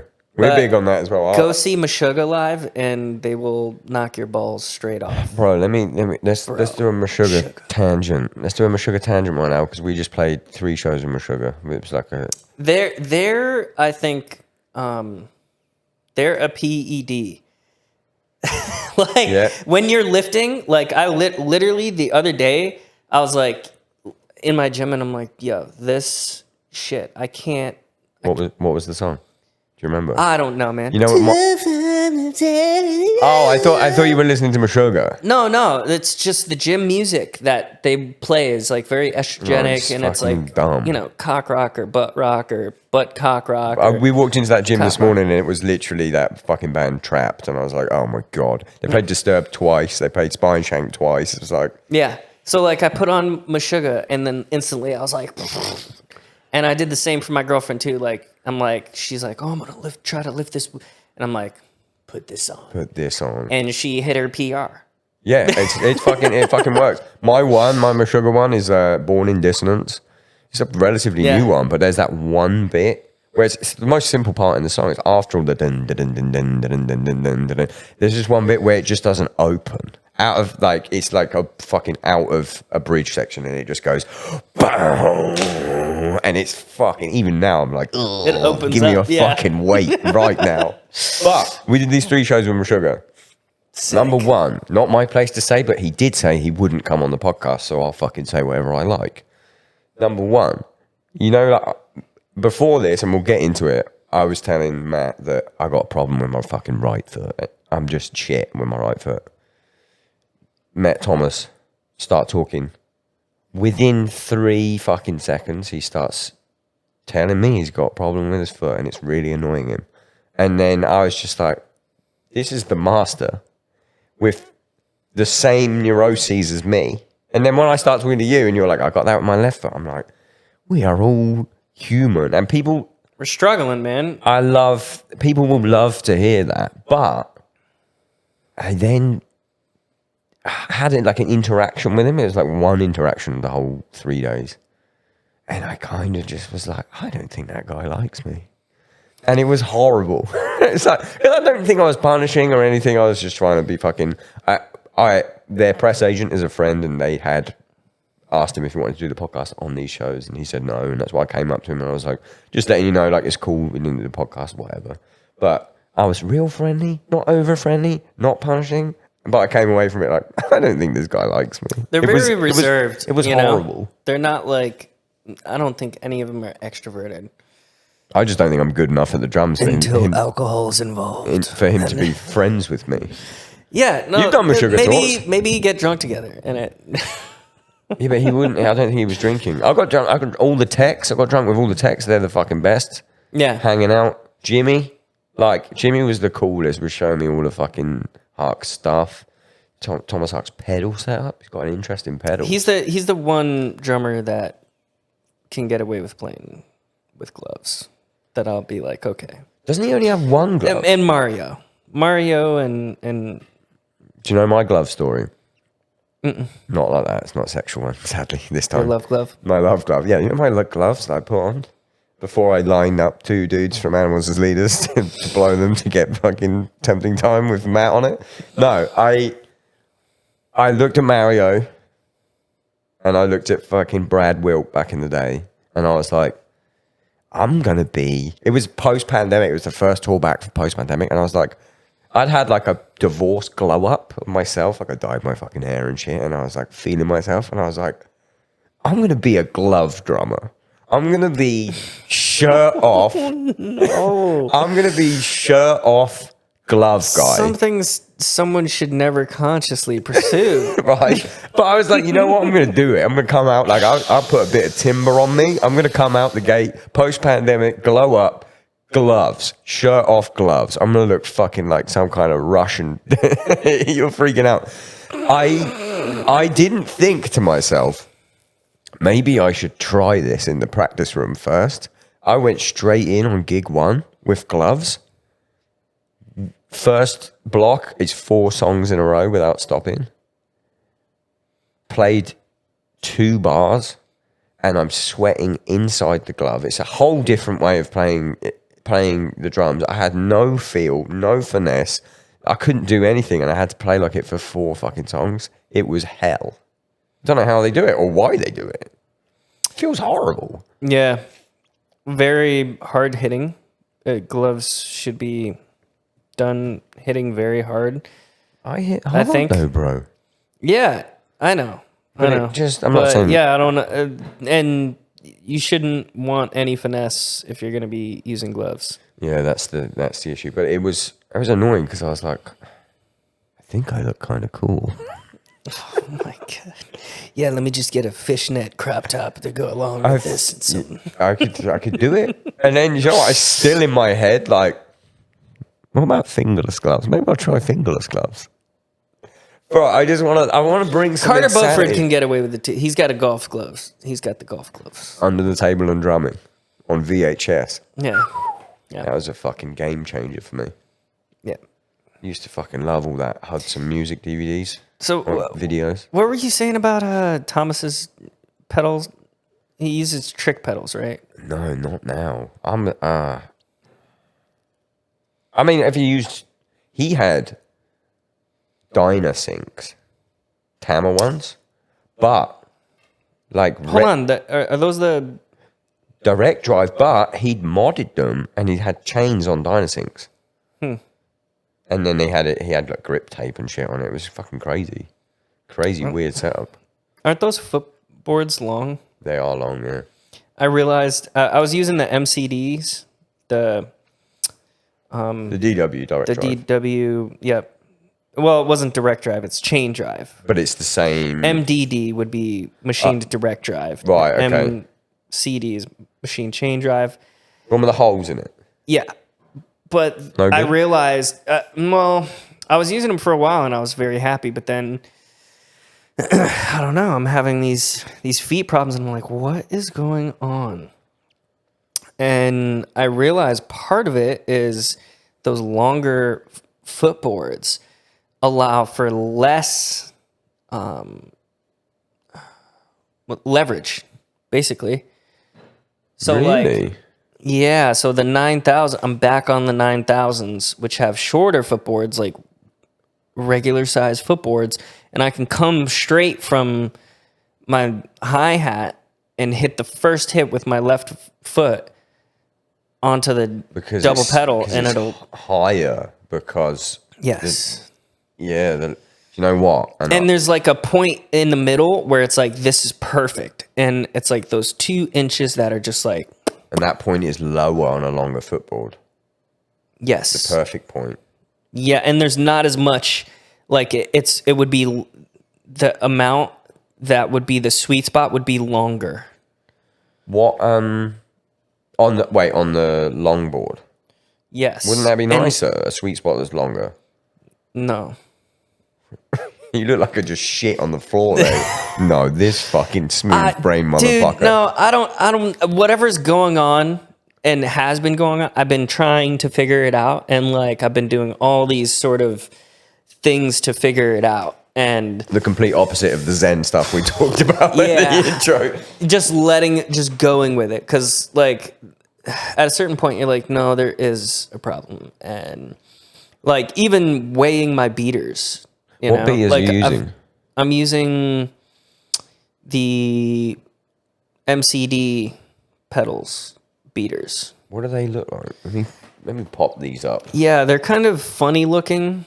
I hate the DW beaters, the regular ones.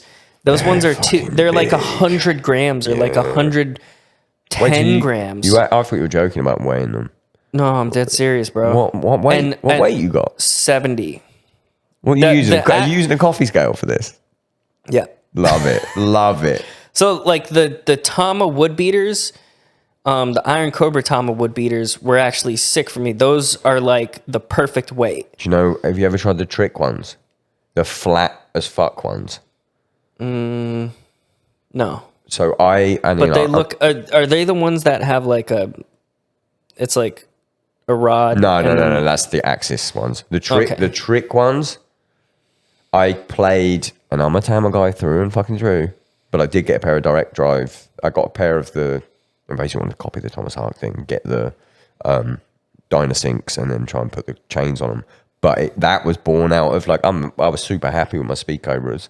But then I sat down on Matt, who plays drums for a band End. Fucking unbelievable drummer. Like, rim shot blast beats at like fucking 250. He's crazy. Whoa. But he was, shout out Matt, he was playing 9000s with these trick beaters, and I just sat on his kit, and I was just like, this is the best pedal I've ever sat on in my fucking goddamn life.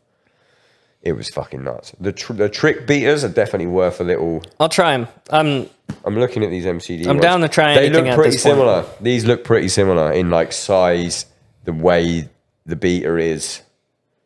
Let me find a picture of them. You don't need to pull this up, Simon. We're just fucking talking about beater shit. There's a couple of guys beating off. Trick drum beaters. Beating off about their feet. Beating off. Oh, no, it's not. Okay, it is the Pro V. Maybe it's a Dominator one? No, it's not. Oh, those beaters look great. Which one do you look at? The trick ones. Yeah, but I've just pulled one up and it looks like a fucking tennis ball. It's not that one. No, it's not. It's like, it looks a lot like the ones that are on the MCD or Kind of seems like maybe. This one? Yep, that one. It kind of seems like DW tried those and knew they were good and were like, oh, let's just make that. They were on a pair of 9000s, just a straight 9000, not the XF. It was fucked up how good they felt and how good they sounded, bro, because they're just machined metal. They sounded like... Honestly, that's kind of what I'm looking for right now. You're welcome, Trick Drums. The felt stuff is... I'm not feeling those. I like wood or something hard. You know, that's not what I was saying, Craig. It was too easy. Yeah, the wood Iron Cobra ones were sick as fuck, but I don't know why. I guess it's so you could swap them out for like the plastic one or the felt one, but like the fact that it was rotatable was dumb as fuck, because like you would have a show where... Well, they have a black thing in them, right? A black circle. Yeah. If you got different Tama beaters, they had red, and the red ones were knurled, and so there was grip on those, so I would replace those. I'd put the red gripped ones with the wood. Isn't it so annoying that you got to do all this every shit? company has this stuff. Just make make the best. You'd think, but You would think. No, it's kind of like Apple with the different attachments and Just do you know what though? Fucking air tags, bro. They saved my life. We wouldn't have had any of this. Because I was at the airport and they were like, yeah, your bag isn't here. It's not on the... And I was like, my bag is 0.09 kilometers from my location right now. I can show you. And then I showed the woman on the map and she was like, oh, that's in the...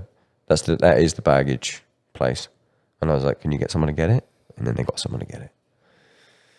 Wow, Thanks. they really tried to do you like that. Yeah, thanks, Steve Jobs. Fucking sick. Although I had someone put an air tag, I was being tracked with an air tag at one point. Have you ever been in the vicinity of an air tag that isn't yours? Yes, it alerts you. It alerts you. So it was after I moved house, I moved apartment. I had an air tag moving with me back and forwards from my house to my new house, and then it was from my house to my studio. So it was either on, I think, people that helped me moved the people that helped me move saw something that they wanted to steal because they knew that I was going from my studio to pick up equipment, and I was storing stuff at my studio in between the house move, and it was in my car or something. I don't know. I could never find it, and it was always there. I sold the car in the end. Still with the air tag in it. Yeah, because I was just like, I don't know what's fucking going on. That was your solution to the problem? My car was... You were just going to sell it anyway. It was on its last fucking legs anyway. And also the podcast popped off. I bought a new car. There's probably a device that can sense those trackers. Where they are. I mean, yeah, but and you could do it. Electronics. You know what the funny thing is, and I have to apologize to my girlfriend here because it was... You can make an AirTag make a noise if it's not yours. So, like, say I put an AirTag on you right now secretly. I'm not going to. And when you go or in me, when you go or in you, just before we talk about retracking that first album, and you go home and in your phone pops up, oh, there's an AirTag traveling with you. You can make it make a noise, but if you're with the person that owns the AirTag. No, it won't. But if you're with the person that owns the AirTag, it won't make the noise. It will just alert the other person. So I was trying to make this AirTag make a noise, and it wasn't making a noise. And I was like, it's you. You're tracking me. You think I'm going off doing stuff. So you're tracking. Ends up it wasn't her. It was fucking just probably in my car or something. But it was like, I was paranoid, bro. It's like, these motherfuckers, someone's tracking me. Aliens. Yeah, no, that's not a good feeling. I would be searching high and low. Yeah, it was fucking bad. In fact, it was like I gave up and then I sold the car and it disappeared. And I was like, oh, it was in my car. Interesting. Some alien shit. Probably just some thieves. Probably thieves, yeah, no aliens. Yeah. Just thieving. And they didn't thieve anything. But I wonder what it was that they saw and they were like, I'll have that. Because I was Maybe it was you they wanted. Maybe, but they don't have an album that I need retracked. And that is my sexual price. And there's not many. Let me compliment your band. There's not many people that I'm taking multiple loads to the mouth in order to retrack. I'm honored. I think can I even think of another one? I don't. Maybe I would take it for them to remix Gore by Deftones. But still, I think I would take one for that. You ever listen to Gore, the album Gore? I don't think so. Was it an early one? No, second to last. Oh, okay. The mix is... I'm not one of those guys that is like, oh, the mix ruined it. But the mix fucking ruined it. That sucks, because usually they have great... Yeah, drum sound, guitar sound. I think that's the only reason it really affected me. It's like, you can't go from what you normally have to that. At least ease me in. Like, Gojira eased us into their, like, more raw production sound. They, like, ramped it up. Way of All Flesh, the greatest metal mix of all time, IMO.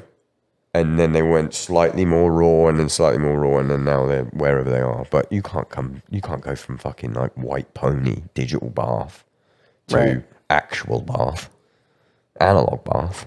Yeah. You can't go from digital bath to analog bath. That's like the crown jewel for all sound guys. Yeah. It's fucking... They play that. To the point that it's annoying as fuck, isn't it? No, because No? I love that song that it's much. the best. I love the drum mix that much. I love everything feels perfect. Yeah. I mean, it's fucking perfect. crazy. I'd love him on perfect. the fucking podcast. Love to sit that motherfucker down. Yeah, I'd love to listen to that. Abe, what's up, bruv? But you know what? Do it. Yeah, I want fucking... Now I think, not to go on about me, because this is a podcast about you. I'm just checking the cameras. No, man. Everything's still rolling. But like, the switch to super fucking movie has been helping with like I hit fucking Cannibal Corpse. I was like, you want to come on the podcast? I was like, yes. I was like, here's an episode. And then they go, yes. And then they come and do it. And then this episode is going to smash. I've got no fucking doubt. Just smash her. I hope so. And because of that, I don't even want to do this to just actually sell your shit. But like, let's talk about this, your left foot problem that I'm having a right foot problem. Just a little bit. Yeah. And then how are you fixing that? So just talk me through. Because this is what is it called when they're like, when you see, it's like a fucking chip in the armor or something, or a chink in the armor. Yeah, like, because you look from afar, like, oh, this guy's just got everything on fucking. This guy's playing max settings, Ultra HD, maxed out, nightmare mode. Yeah, everyone's human. Everyone has some drawback, even the greats. But yeah, one of mine is definitely my left foot, because I do so much right foot stuff, like so much. I don't know. I want the ability to shed and rip on one foot. Yeah. And like not need double bass. But then I also want to be able to play some crazy double bass stuff. So of course my left foot is weaker, and so I'm basically trying to have my right foot teach my left foot in a sense. And like I'll do motions that are like the slide motion, doom doom doom doom doom doom Yeah. doom doom doom. How do you practice the slide motion? Like, is there like, if you were teaching a complete fucking beginner? Because from my foot technique, You start I am high a complete beginner. in a more like calf raised position. Yeah, see, I've that's never more played of- like that. Yeah, you start there, and you kind of hit with the ankle, I guess, and then you drop the leg down, and that's where the leg hit. Wait, so like Yes. this. Watch this on video, you fucking idiots listening to it. Like that? Or what? Is that stroke one? Like this? Almost, yeah. Well, teach me properly. Even higher. I would Even say. higher like that? Yeah, that's the first Right, hit. I'm on my fucking toes. This is what it would be. This kind of jumping rabbit motion is the first one. Dum dum dum dum dum dum. Like the samba is a good one to work on that. Dum, Where dum, are you? dum, Where do you dum, like? dum, dum, dum.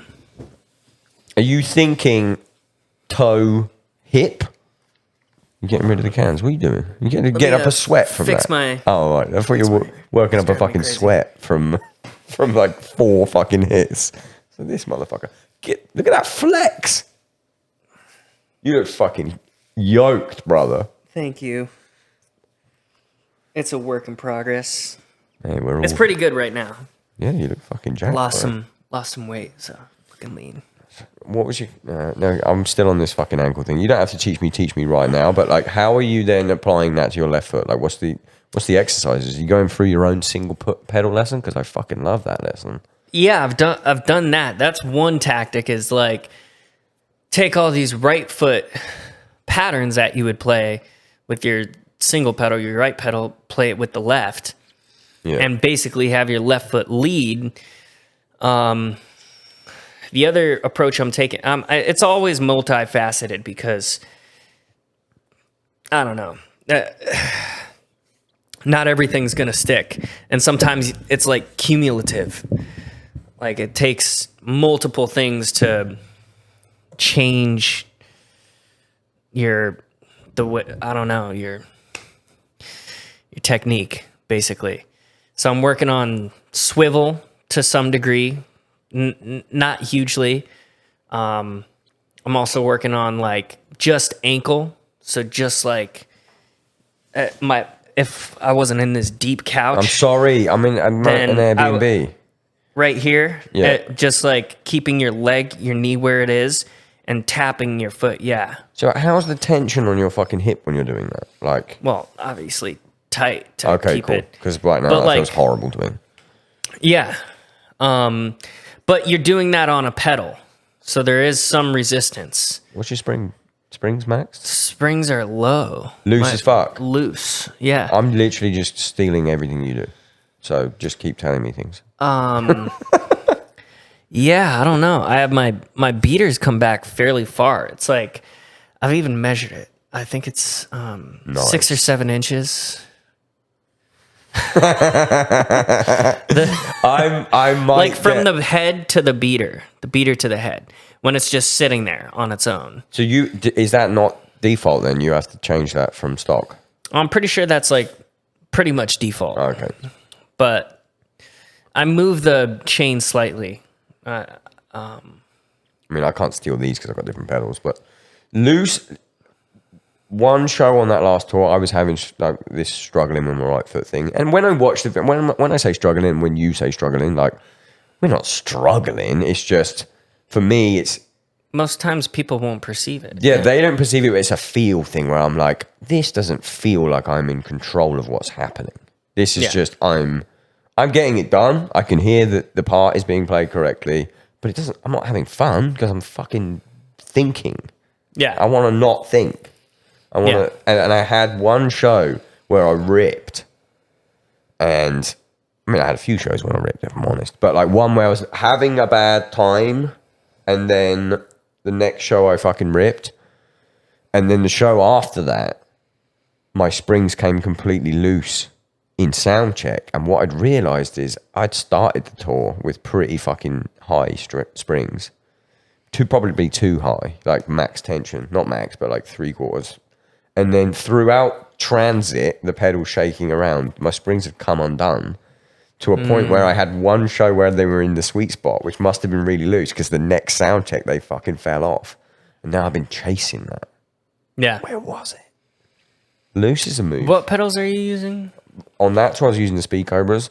Then I got the Dynasyncs. They have an adjuster where it locks down, right? Yeah, but it's still, to move them in transit, you normally unhook both springs on the Iron Cobra to get them into the case. And then that could then just fucking rattle around and then make it sound. Do you know what I mean? And then it makes it loose. Now I get it. Yep. Whereas I think the ZWs just go straight in with, and you just push the beaters back and they go against the other one. Or you don't leave the spring tensioned like that, because that would, in effect, over time, it's going to loosen the tension that it actually has, right? Yes, so what I do is unhook them. Take the beaters out, you know? Yeah, you unhook them, but for the DW... fucking huge brain shit. Just take the beaters out. I mean... The biggest fucking brain... No. Is that not big brain? Bro. No, it's just regular brain. Even smooth brain, I would say. I have Really? smooth brain a good amount of the time. I'm smoother than smooth. Man, no, that blew my mind. I could just take the beaters out. Yeah. And just remember where they are. My brother in Christ, I'm so dumb. Or mark it with Sharpie. My tech marks everything. Sometimes it's like, bro, why are you marking? You don't need to mark that. He's obsessive. I'm obsessive with marking as well, but that's a neuroses where I'm like, oh, I felt a little bit weird today. I'm going to move slightly to the left, and then I remark that, and then I play 2 shows where it's great, and then there's another show where it's shit, and I'm like, oh, it definitely wasn't that. Then it was all in my fucking head. I need therapy, bro. I need drum therapy. Yeah, no, the same shit happens to me, and I even have like my stool marked, and I'll move that, and then I'll be like, oh, I moved it up. But no, I think I need to move it back now. Yeah. And just like, there's a level of overthinking things. And part of this, dude, is probably we're on the road. We're supposed to be peak performance, yet how long is our sound check and how long is the performance? An hour or 2 tops? Like, that's not enough to be peak. We should have a drum kit and be able to play on that like for hours every day. A replica. That's what not a little practice kit. That's what Mario was saying. Mario was saying, like, I found this really cool because when I think of Gojira, I think I know they've got families now. And they got kids and shit. But like, I was like, how often do you practice? And Mario was like, you know, maybe 3 or 4 hours. And I'm like, I don't know how many times a week. Thinking like maybe he goes at the weekend. He was like, oh, every day. And I was like, that's so fucking cool. You're so fucking cool, bro. It becomes like a part of your life and your mental health. Oh, yeah. But it can go the other way, though. How bad is a bad practice session? I got a touch of the tism if I have a fucking bad practice session. Like, I melt down. I like having a backup plan that's like usually like, okay, things aren't going great. It's not feeling great to play today. Like, I'm not going to work on creative stuff and stuff that requires an active brain and an expression and all this stuff. Like, that's not today, clearly. So I'm going to work on technical stuff. At what point do you make that decision in the practice session, though? Is it super early on, or is it like, okay, I've been throwing myself at this for an hour and it's not sticking? A half hour of not going well. Yeah, and then Or you just flip like, the script. Yeah. But yeah, there's, I don't know. I think there's two kind of classes of practice. There's like the super technical, super focused. Oh, I'm working on this pattern, working on this technique, or working on something very specific. Yeah. And then there's like, oh, I'm playing. I'm just playing. I'm jamming.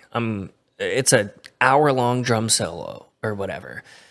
But like, there's also, I think once you've done enough practice, and this is like, you've hit like 10,000 hours or something. You That's have the number. That's the number. Something where you've proven you can do the discipline practice, and you've done, a good amount of jamming. Then you can be like, I'm going to do some in-between form. Like, I would play and just jam or whatever, quote unquote. And then I come across something that's like, oh, that wasn't as clean as I'd like it. So then I go to play it again. And then I play it again. And maybe it's still not happening, so I have to slow it down. So it's like you're driving down a road and you hit a pothole. It's like you stop and you fill the pothole. Instead of just driving faster so you don't feel the pothole as much. Which is, yeah. Some people get really good at that, though. And they're so good at, like, being able to work through any amount of flub or anything. And they can excel and play really fast. And, they're just more the artist ADD types, ADHD types. But, like, at a certain point, you're going to want to master something. So, but they're doing it by traveling down the same roads, often enough that they're mastering it. Whereas through convention, the Western thought is like, repeat this pattern mindfully. Yeah. As opposed, but like there is some momentum that you gain from moving from one thing to another. So like, dude, if you're harping on something for, 20, 30 minutes straight, it's like, you may not realize it, but that can really suck the life out of like you as a being, kind of. Yeah. Like there's some people are more geared, I'm more geared towards it, but I've also realized over time I'm less, I can do that less. Like I need more stimulation because I've been super stimulated by music that moves and changes and flows. So like once you get in a flow of going from one idea, working on it, next idea, work on it, like it becomes effortless. Yeah. And hours go by when you're practicing, when you're playing, and you are still practicing even though you're just playing, but it's like you're practicing what? Not just working on some set of patterns or gaining some sort of facility. You're working on expressing yourself and playing from basically like I said, like the ether or something, like just inspiration off of inspiration, and listening to that voice and letting that voice guide you. You're getting better at doing that. So when you go to, first off, how often do you practice? Every day. Every single day? Yeah. On a kit every day? Yeah. I've seen your setup. It's nice. I mean, in my home. Yeah. On the road, it's like a pad every day for at least an hour. but Pre-show or middle of the day? Pre-show. Yeah, just like warm up. Sometimes middle of the day I'll get like more in, but I've started doing this thing where every few days, 3 or 4 days, I'll go to a practice spot and some rehearsal studio and bring my pedals and play for like, I don't know, 2 to 4 hours. That's fucking nuts. And then, what, on a day off, or you'll go and play a show afterwards?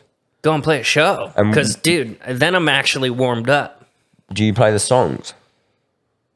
Like from the show, or you just go and... I'll play parts. Yeah. Like I'll drill stuff that's similar to what I would be playing, but also I just like improvise to a degree. Like improvising like that,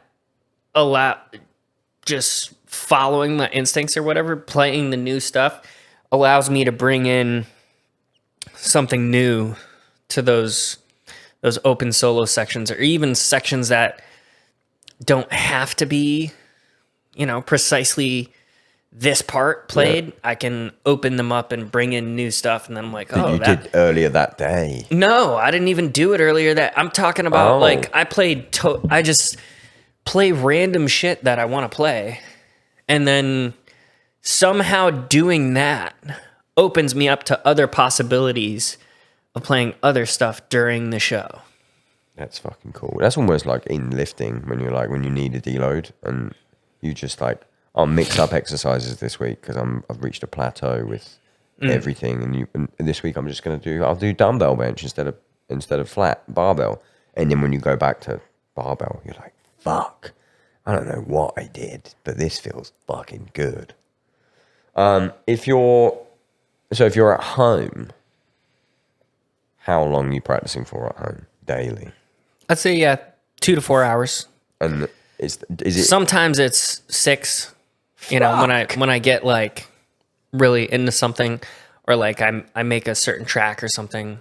Do you go in with a plan when you practice, or do you sit at the kit and go?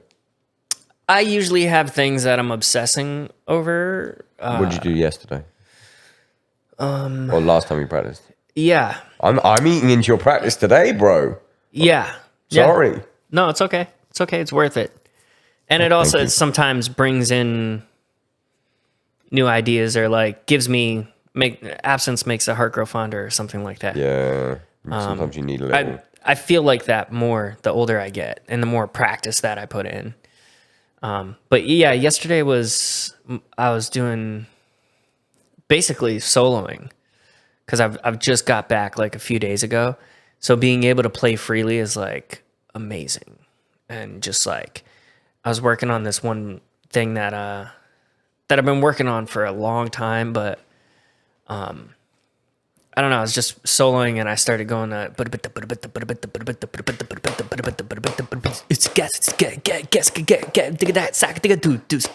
you know, and I'll be like, what's the feet doing? The whole time. Christ, that's what I was thought you were saying. That's going, that's my ostinato. You're a fucking freak. And it's like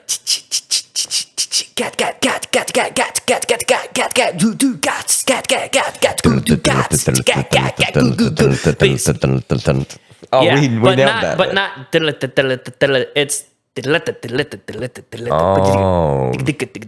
I was hearing the one in a different place.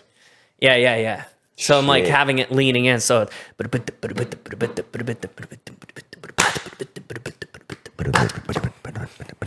can't even fucking do it. I can't even say it, so I can't play it. There's no fucking way. But I don't know. I ended up playing that for like probably 15 minutes straight or something. But I was working on a lot of other stuff. Just like I've been doing like singles on basically single bass patterns, but hitting one note per tom. Okay. So like I'll be like, so I'm like hitting snare, high, mid, low, lowest, and then snare, lowest, low, mid, high. So like groups 5, and then like all these different patterns that are based around hitting one hand per tom. What's the foot doing? Or Sometimes it supplements in between. Sometimes it doesn't. Nice. But you don't have this but- written down. You just like it's an idea that comes to you, and then you start fucking. Yeah, I started writing Riffing on down stuff less. Yeah. I don't know. I just sometimes that helps to keep it more fresh because then you're not just like, oh, there's these 4 patterns that I'm cycling through. It helps be like open me up to other possibilities. Yeah, and you- keep me open. Less reliant. As soon as I write it down, it's like now it's solidified. You know, whereas I don't know, for some reason, I like not writing it down now and just being able to, instead of go through the motions of writing it down, go through the motions of playing it and then trying to develop it. And And then I don't know. Would it if you did something like that, and then you were like, this would be calling an Animals song? How would you then shoehorn that? Like, let's say you're writing for the next album or something like that. It's kind of so. I basically do all this work, creating all these different rhythmic patterns, and they might not ever make it into a song because it might not ever serve any song. So, Does it even get the like? Do you like send them over, or how does that's Animals write a song? distilling process, you know? So right now, I'm not in a distilling process. I'm in a creative process. I'm just allowing myself to come up with more possibilities. And eventually, I'm going to be like, all right, I want to reap the harvest. And, you know, then I'll be like, all right, I'm going to distill these patterns in a very specific way. But I don't, like in microaggressions, these patterns ended up coming out because I was like, okay, this is a very neoclassical guitar thing that he's doing shred bass, and he's got all these sextuplets like I'm like, all right, how would I play this like a piano player or like, you know, a guitar player or something? And so I kind of came up with, I was already working on these patterns, but then that kind of solidified to me more as like, this would be one note per note, you know, like an arpeggiator or something. You're not doubling 2 notes. We do that all the time on the drums where we're like snare, snare, tom, tom, tom, tom, tom, you know? Yeah. So like, I don't know, I ended up just coming up with patterns that were based around that idea of playing the drums like a piano at times, and then also trying to adhere to the highs and lows of the guitar, I guess is how I'd articulate it. How this is separate to that, but still on the subject. How does Animals as Leaders write a song? It's different. It could be, usually it comes from Tosin. He'll have 2 or 3 parts. And With programmed drums or just guitar? no, usually not. Just guitar? Yeah. Yeah. That's cool. I hate it when a guitarist is like, here's the fucking song. Yeah, and here's the learn it, drums. and here's the drums. And then when you I get it all the time because we write with Will, our producer, and guitarists, they love, for some reason they hold on to these kick drums. No, it has to be that. And then I play it how I would play it underneath. And then there's always, no, I'm really going to need that kick drum there. And in my head, quite a lot of the time, I'm like, but that's not what I would do. And that doesn't feel good to me. Just because it's making your chug a little bit fucking nicer, I like it without the kick. Yeah. And that becomes a whole fucking thing. So my dream... Demo-itis. Yeah, my dream, and it's always producers that have it. I love Will to death, but it's always producers. My dream is, and this is how we wrote a lot of the last album, was either I would come up with a cool drum beat, send it to Tom, and he would put guitar over the top of it, or he would come up with a cool guitar thing, and then I would play the drums underneath, and then that's the fucking part. That's my dream. Because then you can hear, you have a different mindset to the guitarist, so you might even hear where the one is differently, and then that allows you to be like, I'll do it with where his one is, and then flip it for one, or, you know, stuff like that. That's a fucking dream. Yeah. And then do you jam? Do you... So that's one way is Tosin comes with something. There's also ones where we've written where it's all drum patterns, Yeah. which are, for me, it's not like, oh, I have this very specific drum part. It's actually a very specific phrase, rhythmic phrase. That's like, usually like Monomyth is like, it's all about triplets in 6. That's what it's all about. And it's all about using 5s and 7s in that and arranging those in a beautiful way that's, kind of elegant, but it still hits on, it still sounds simple somehow. Yeah. Where it's not overly complex, but there is beauty in the complexity if you dig. Yeah. And like Arithmophobia was also like basically a drum song or whatever, where it had all these different patterns. But then, sometimes Hav comes with a song, like Nafel, he just came with that song like, hey, and, then I don't know, we also like use like a combination of that. So like there will be parts where we're writing and we're like, we get to a point and like, we're like, well, okay, what should we do now? And like, sometimes I'll come up with my bag of tricks and be like, yo, we could take this. And basically like Thoughts and Prayers, Tosin was playing some, it was like, it's something like that. And that's when I was like, yo, we should do these, and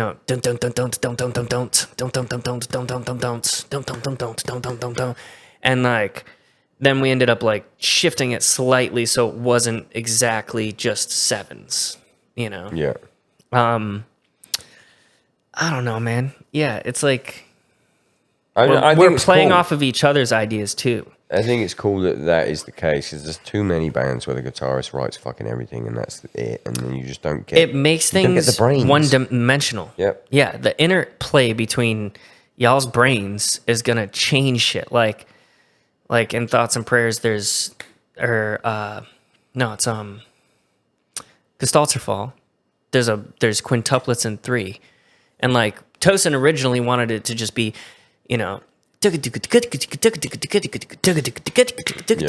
just what he's always done. Yeah, which is groups of 5 over the and bar 5. line. Yeah, and 16th notes. Yeah. And I was like, we should avoid we've done that a lot, Yeah.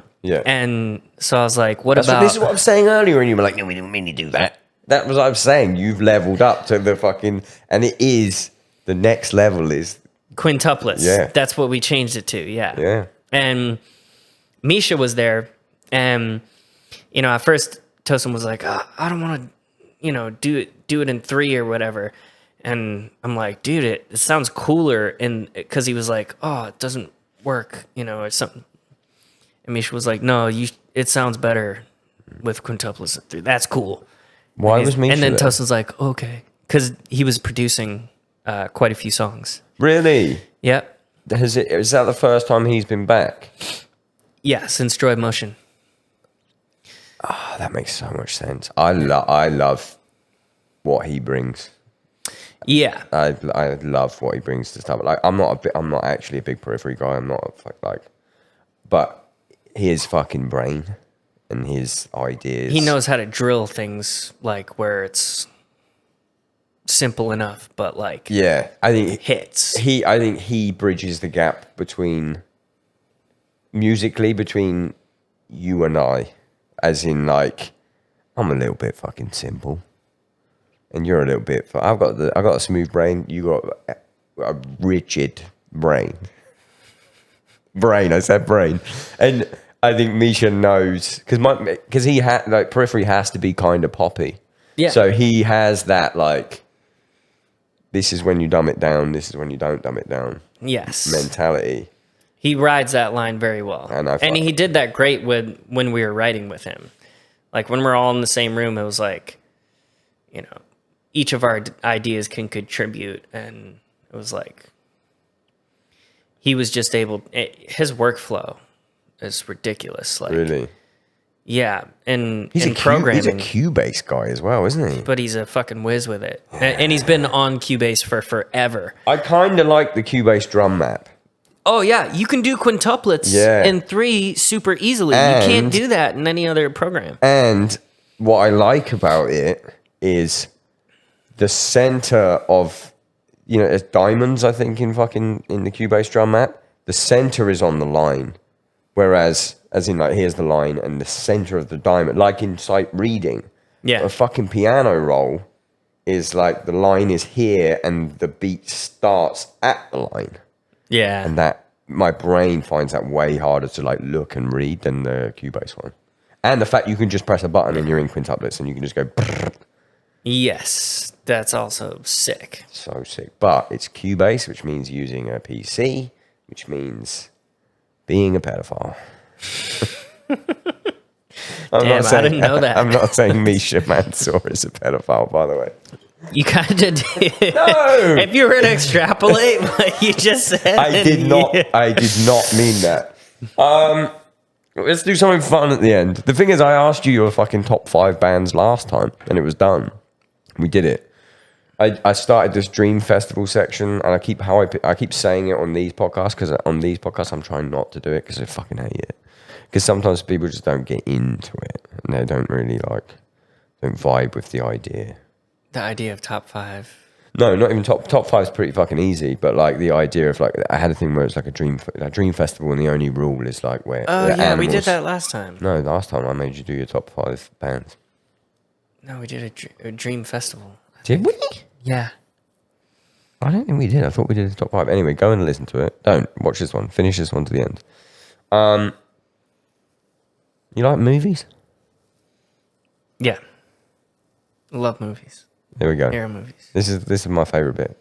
We're gonna do top 5 movies. Matrix is number 1. It's always number 1. Fuck yeah. Forever. Side note. Did you watch Resurrections? Or Yeah. where? Did you like it? Yeah. Yes! I loved it! Yeah. Everyone I speak to hates it. I don't know why. I mean, I love Trinity and Neo's love story. Yeah. And I thought it was modernized appropriately. Yeah. And it wasn't like, yeah, I don't see what's wrong with it. Do you know the story about what happened with Warner Brothers? No. Okay, so this should hopefully blow your mind and make you appreciate it even more. And whoever's listened to the last fucking 3 episodes of the podcast where I talk about the Matrix, then fucking just listen again. So that Warner Brothers, there was never going to be a Matrix 4. We're talking about Matrix 4 here, yeah. There was never going to be one. And Warner Brothers basically said, we own the rights. There's going to be, went to the directors and said, there's going to be another Matrix movie, whether you're in it, whether you have a part of it or not. So do you want to be a part of it or not? And then they took that. That's in the movie. It's like meta, because he's making the fucking game. They want him to make a sequel. He says no, and they say, well, we're going to make it without you. So the whole movie is like a metaphor for how they felt about Warner Brothers telling them. And then on top of that, they're like reference. It's basically a fuck you to Warner Brothers, but also it got put out on Warner Brothers. So it's like an even more meta level where it's like, well, fuck you again by putting it in the story of the movie, but then fuck you again that you are so obsessed with money that you also let me do this. So fucking punk. I think I have heard this. I think I did hear that. I fucking love it. And I yeah, I saw that it was a part of it.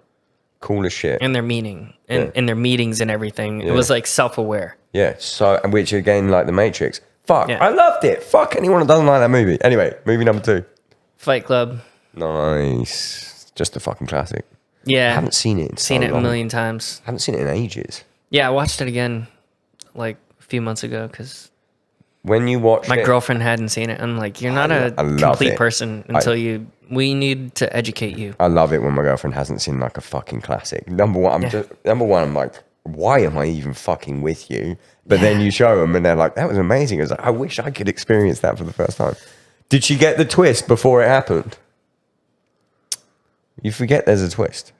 No, she didn't. Yeah, bottle that feeling and sell me it. Apparently, there's a bigger twist that A big brain, even a big brain twist. even Marla was she was a figment of his imagination. And when he was having sex with her, like it was like almost surreal and dreamlike. Yeah. And then he gets caught on the plane. They're like, we can't say that it was your dildo. We have to say it was a dildo that was found. Oh. So it was him playing with himself.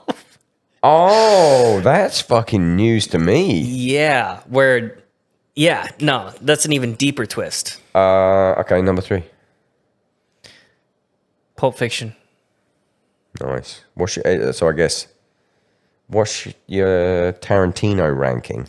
This is my favorite part of the podcast. I don't care if people hate it. I don't know. They're all so different. It's, I don't know that it's constructive. Oh, okay. You know what I'm saying? You're a fucking artist answer. I don't know. Rank everything is a sport. No, yeah, you don't have to. Then Pulp Fiction's number 1. What's your thoughts on Inglourious Bastards? Loved it. That's my number 1. I think I liked Django more.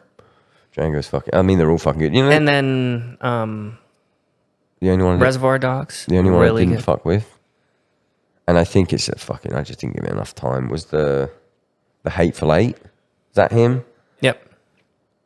It's the only one where I think it was just. I don't know. It didn't resonate with me. It was all like in one room, Yeah. basically. Maybe that's what it was. The you setting like- was very limited, but like, I don't know. I thought they did a great job with Do that. you like a love story? There's 3 big love stories there. Your top 3 is Pulp Fiction's got a lovely fucking Bruce Willis, French woman love Yeah. story. Then you got Fight Club. Possibly not even a love story, but love story. No, I am definitely a hopeless romantic. Hopeful romantic, I'll say. Nice. Okay, number 4. I don't know, man. I love comedies, so a Will Ferrell movie. You got Definitely a Will Ferrell You've got movie. to say one though. What's it going to be? Step Brothers, I guess. Yeah. Unreal. First time I saw Step Brothers, I remember exactly where I was. It was fucking just the funniest shit I've ever seen in my fucking life. Yeah. Pretty damn good. All right, give me another one. You got 5. You got 5. You railed these off real fucking quick. Yeah. A Serbian film, number 5. Oh, sorry, that was number 1. I don't know, some hero movie. I love like don't. badass Don't. fighting movies. If you're going to say a Marvel movie, I'm going to fucking end the podcast right now. Is Black Adam Marvel? Yeah, it counts No, as it's Marvel. not. Yeah, it is. No, it's not. That's DC, isn't it? Oh, I'm from England. We don't fucking know. We had the Beano was our comic. I just saw that recently. I thought it was awesome. Yeah, you thought it was awesome. I thought it was 'cause badass. fucking- Bullets are like. You thought it was badass because it was fucking trend shoulders. That too. You're not putting. Yeah, dude's a fucking legend. You're not putting Black I don't Adam know. in your top 5. I'm No, not having no, it. no. I'm not gonna do that. Just I don't know. Point is, it's some hero movie of someone being that. Oh, you know what's a cool one that has some dope fighting in it, but that is a really cool story.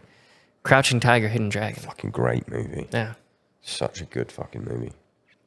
it's hard to find that like good fighting, but also good storyline. Yeah, like. It's rare.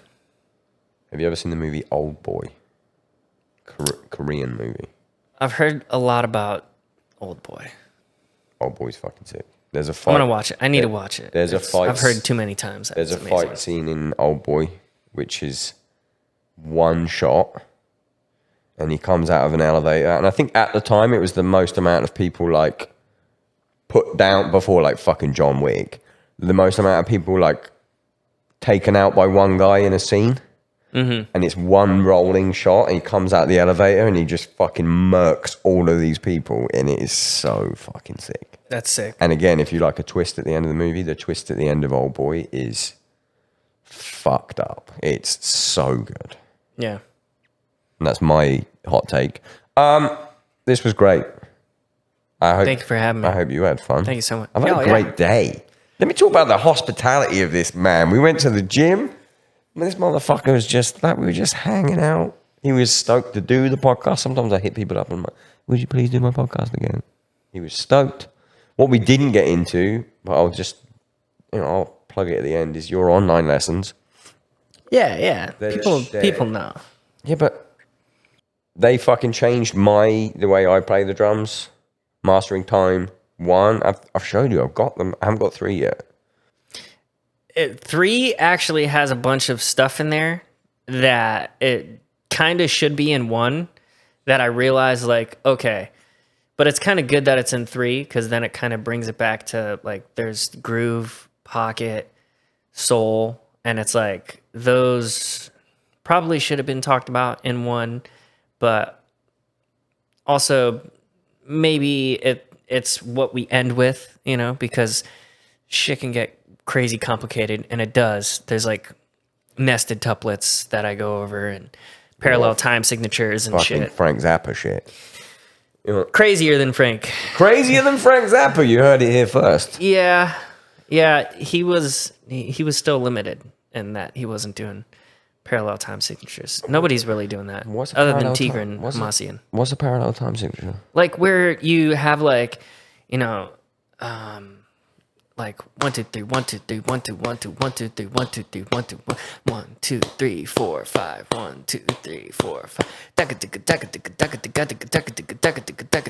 1 2 3 4 5 6 7 1 2 3 4 5 6 7. Holy fucking goddamn shit. So it's based off of like a clave. Yeah.